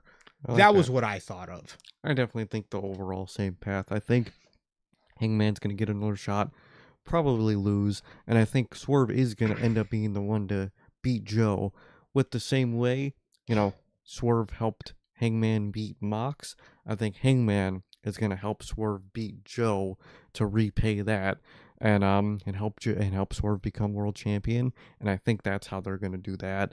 And then I think after that, I overall think what you're saying, I think I could see Kyle Fletcher more than anything beating Swerve, and then obviously they set up the Ospreay match or whatever they want to do after that. Jay White will probably be back at that point. Maybe they could do something with him. You fucking never know what they could do, but they have options. And overall, I like the overall direction. I like doing the basically Hangman repaying Swerve the same way he helped him win the world title. I like that a lot. Yep. I like Swerve getting the world title again. I like that you have a core set of guys that won the title multiple times at a young age. That's a really cool thing you could say you do. And I like that idea. I love, the friendship that blossomed with Swerve and Hangman. I think that's a really cool enemies to friendship dynamic on your show. And I really like that. And overall, ops are a big group. So maybe if you want to do ops versus, and obviously the baby faces who are currently outnumbered, you do got the Elite. I don't know with Kenny. He might be injured after tonight. We'll see with time. Or if he's not, I would probably just take him off anyway. But the Bucks are seem to be on a redemption arc. Redeem themselves with Red Dead Redemption himself, Hangman, and then you have allies to go against the Ops, which would have been the perfect Blood and Guts match, but it's not. They already did it, so you can't do it. But I think that's the general direction. I think we're going to get Bucks back with Hangman, whether Kenny's around or not. And I think they're going to also join forces, but probably Swerve to help take down the Ops overall. I could see that, which again, like we were talking about with Blood and Guts, why didn't you just save Blood and Guts till December? So you have like the perfect setup now for Blood and Guts. This is genuinely a really good setup for Blood and Guts. It would have actually been perfect. You could do like the Ops, and they can go ahead and get, somebody, and then you can do the Elite and Swerve Strickland exactly in the Blood and Guts match, and that would have been better than the conglomeration. The conglomeration. I don't know why we didn't go with something like that, but again, we probably will get some sort of anarchy in the arena I can see at Double or Nothing or something along those lines in terms of that. But I also did forget to mention, yes, I also did think too, when Hangman lost the title, tonight, now it's his turn to repay what favor Swerve did for him, by helping him. Swerve came out at All In. Nobody knew if he was going to help or not. It was a big suspenseful thing. And then bam, there's the moment where he ends up helping Adam Page. And then there's obviously the great moment where, he's standing there smiling. He's standing there smiling, with his arms crossed, shaking his head. Good meme. One of the greatest AEW memes the company's ever produced. But no, I mean, that was what I thought too. It is now Hangman's time to repay the favor for what Swerve did for him, man. So I like it. I think it's a great route to take the story, and I think it's also a great route to take the whole Elite stuff too, because the Elite reconciled with Page. Or the Elite reconciled with Omega. They did not reconcile with Page or with Swerve yet. So, that's going to take some time in itself as well. But I like the way the story's going, and I actually like the emphasis that AEW is putting on story here. Yeah. I can genuinely appreciate that. I really like that. I'm glad we're transitioning, and this is all around a story, a redemption story. And then You got the payback story of Hangman paying back the favor that, you know, Swerve did to him onto him after all they've been through together.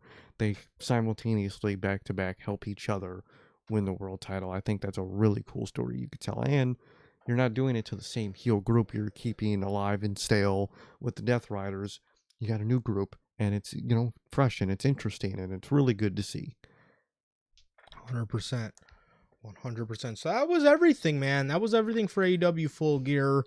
Again, the main event really made everything talk worthy. It really did. The open to the show was, most of the opening to the show was largely underwhelming. Again, match quality is obviously there. How many of these matches we care about is a completely different conversation. But regardless, I thought that I thought they did a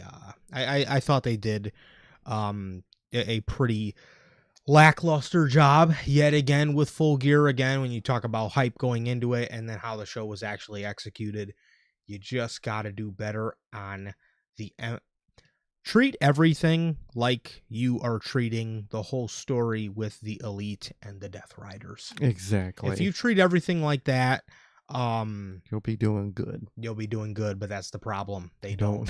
You know what I mean? They think it's okay to just throw on good matches. You know what I mean? And that is something in the company that has to change. Because you actually have to you have to treat everything as if it's important, because if not, you get a lot of shit like we have tonight where you just don't care about it. Especially you have the luxury that at the end of the day WWE doesn't, of trusting basically your whole roster with producing great matches with whoever. So you as a company could and easily focus on story, because whatever story you come up with whoever you come up with, the match is going to be a banger no matter what. So focus on the story and you're still going to get the same bangers you're getting. So you can have the best of both worlds. You really can. For sure. For sure, man. So that is everything we got here today, man. For real. Thank you guys. I appreciate the fuck out of you guys, man. If you are still here rocking with us at 3:11 a.m. in the morning, Tony Khan, please do something about this, but I appreciate the hell out of you guys, man. I do. I really do. Thank you guys. Tony Khan, please at least starting your shows at 6 o'clock. But overall, thank you guys for being here, man. I ain't asking for much, bro. Just give me an extra hour. Just give me 1 hour before. Dude, 6 o'clock. Gotta be the new standard in wrestling, dude. Please. Man. But yeah, man, that is everything. So again, thank you guys so very much for joining us here today for another edition of your Full Gear. My man Gotti, the GOAT. GOAT. Thank you, man. Appreciate you, brother. For your Full Gear 2025 post-show review. Thank you guys so very much for joining us. Everybody, that was in the live chat. We got my guy, Gotti. We got Gannibal. We got Manager Logan. We got David. We got Lonnie. Thank you guys so very much. If you guys were tapped in the live chat, and my guys are part of the Replay Mafia, thank you guys so very much for joining us here today. It has been always a pleasure for my Johnny. And I, Sir K. That is going to do it for this edition of NHP. This has been your 2025 AEW Full Gear post-show review. Ladies and gentlemen, please like, comment, and subscribe, and we'll see you all on Tuesday with NHP Unscripted. Peace.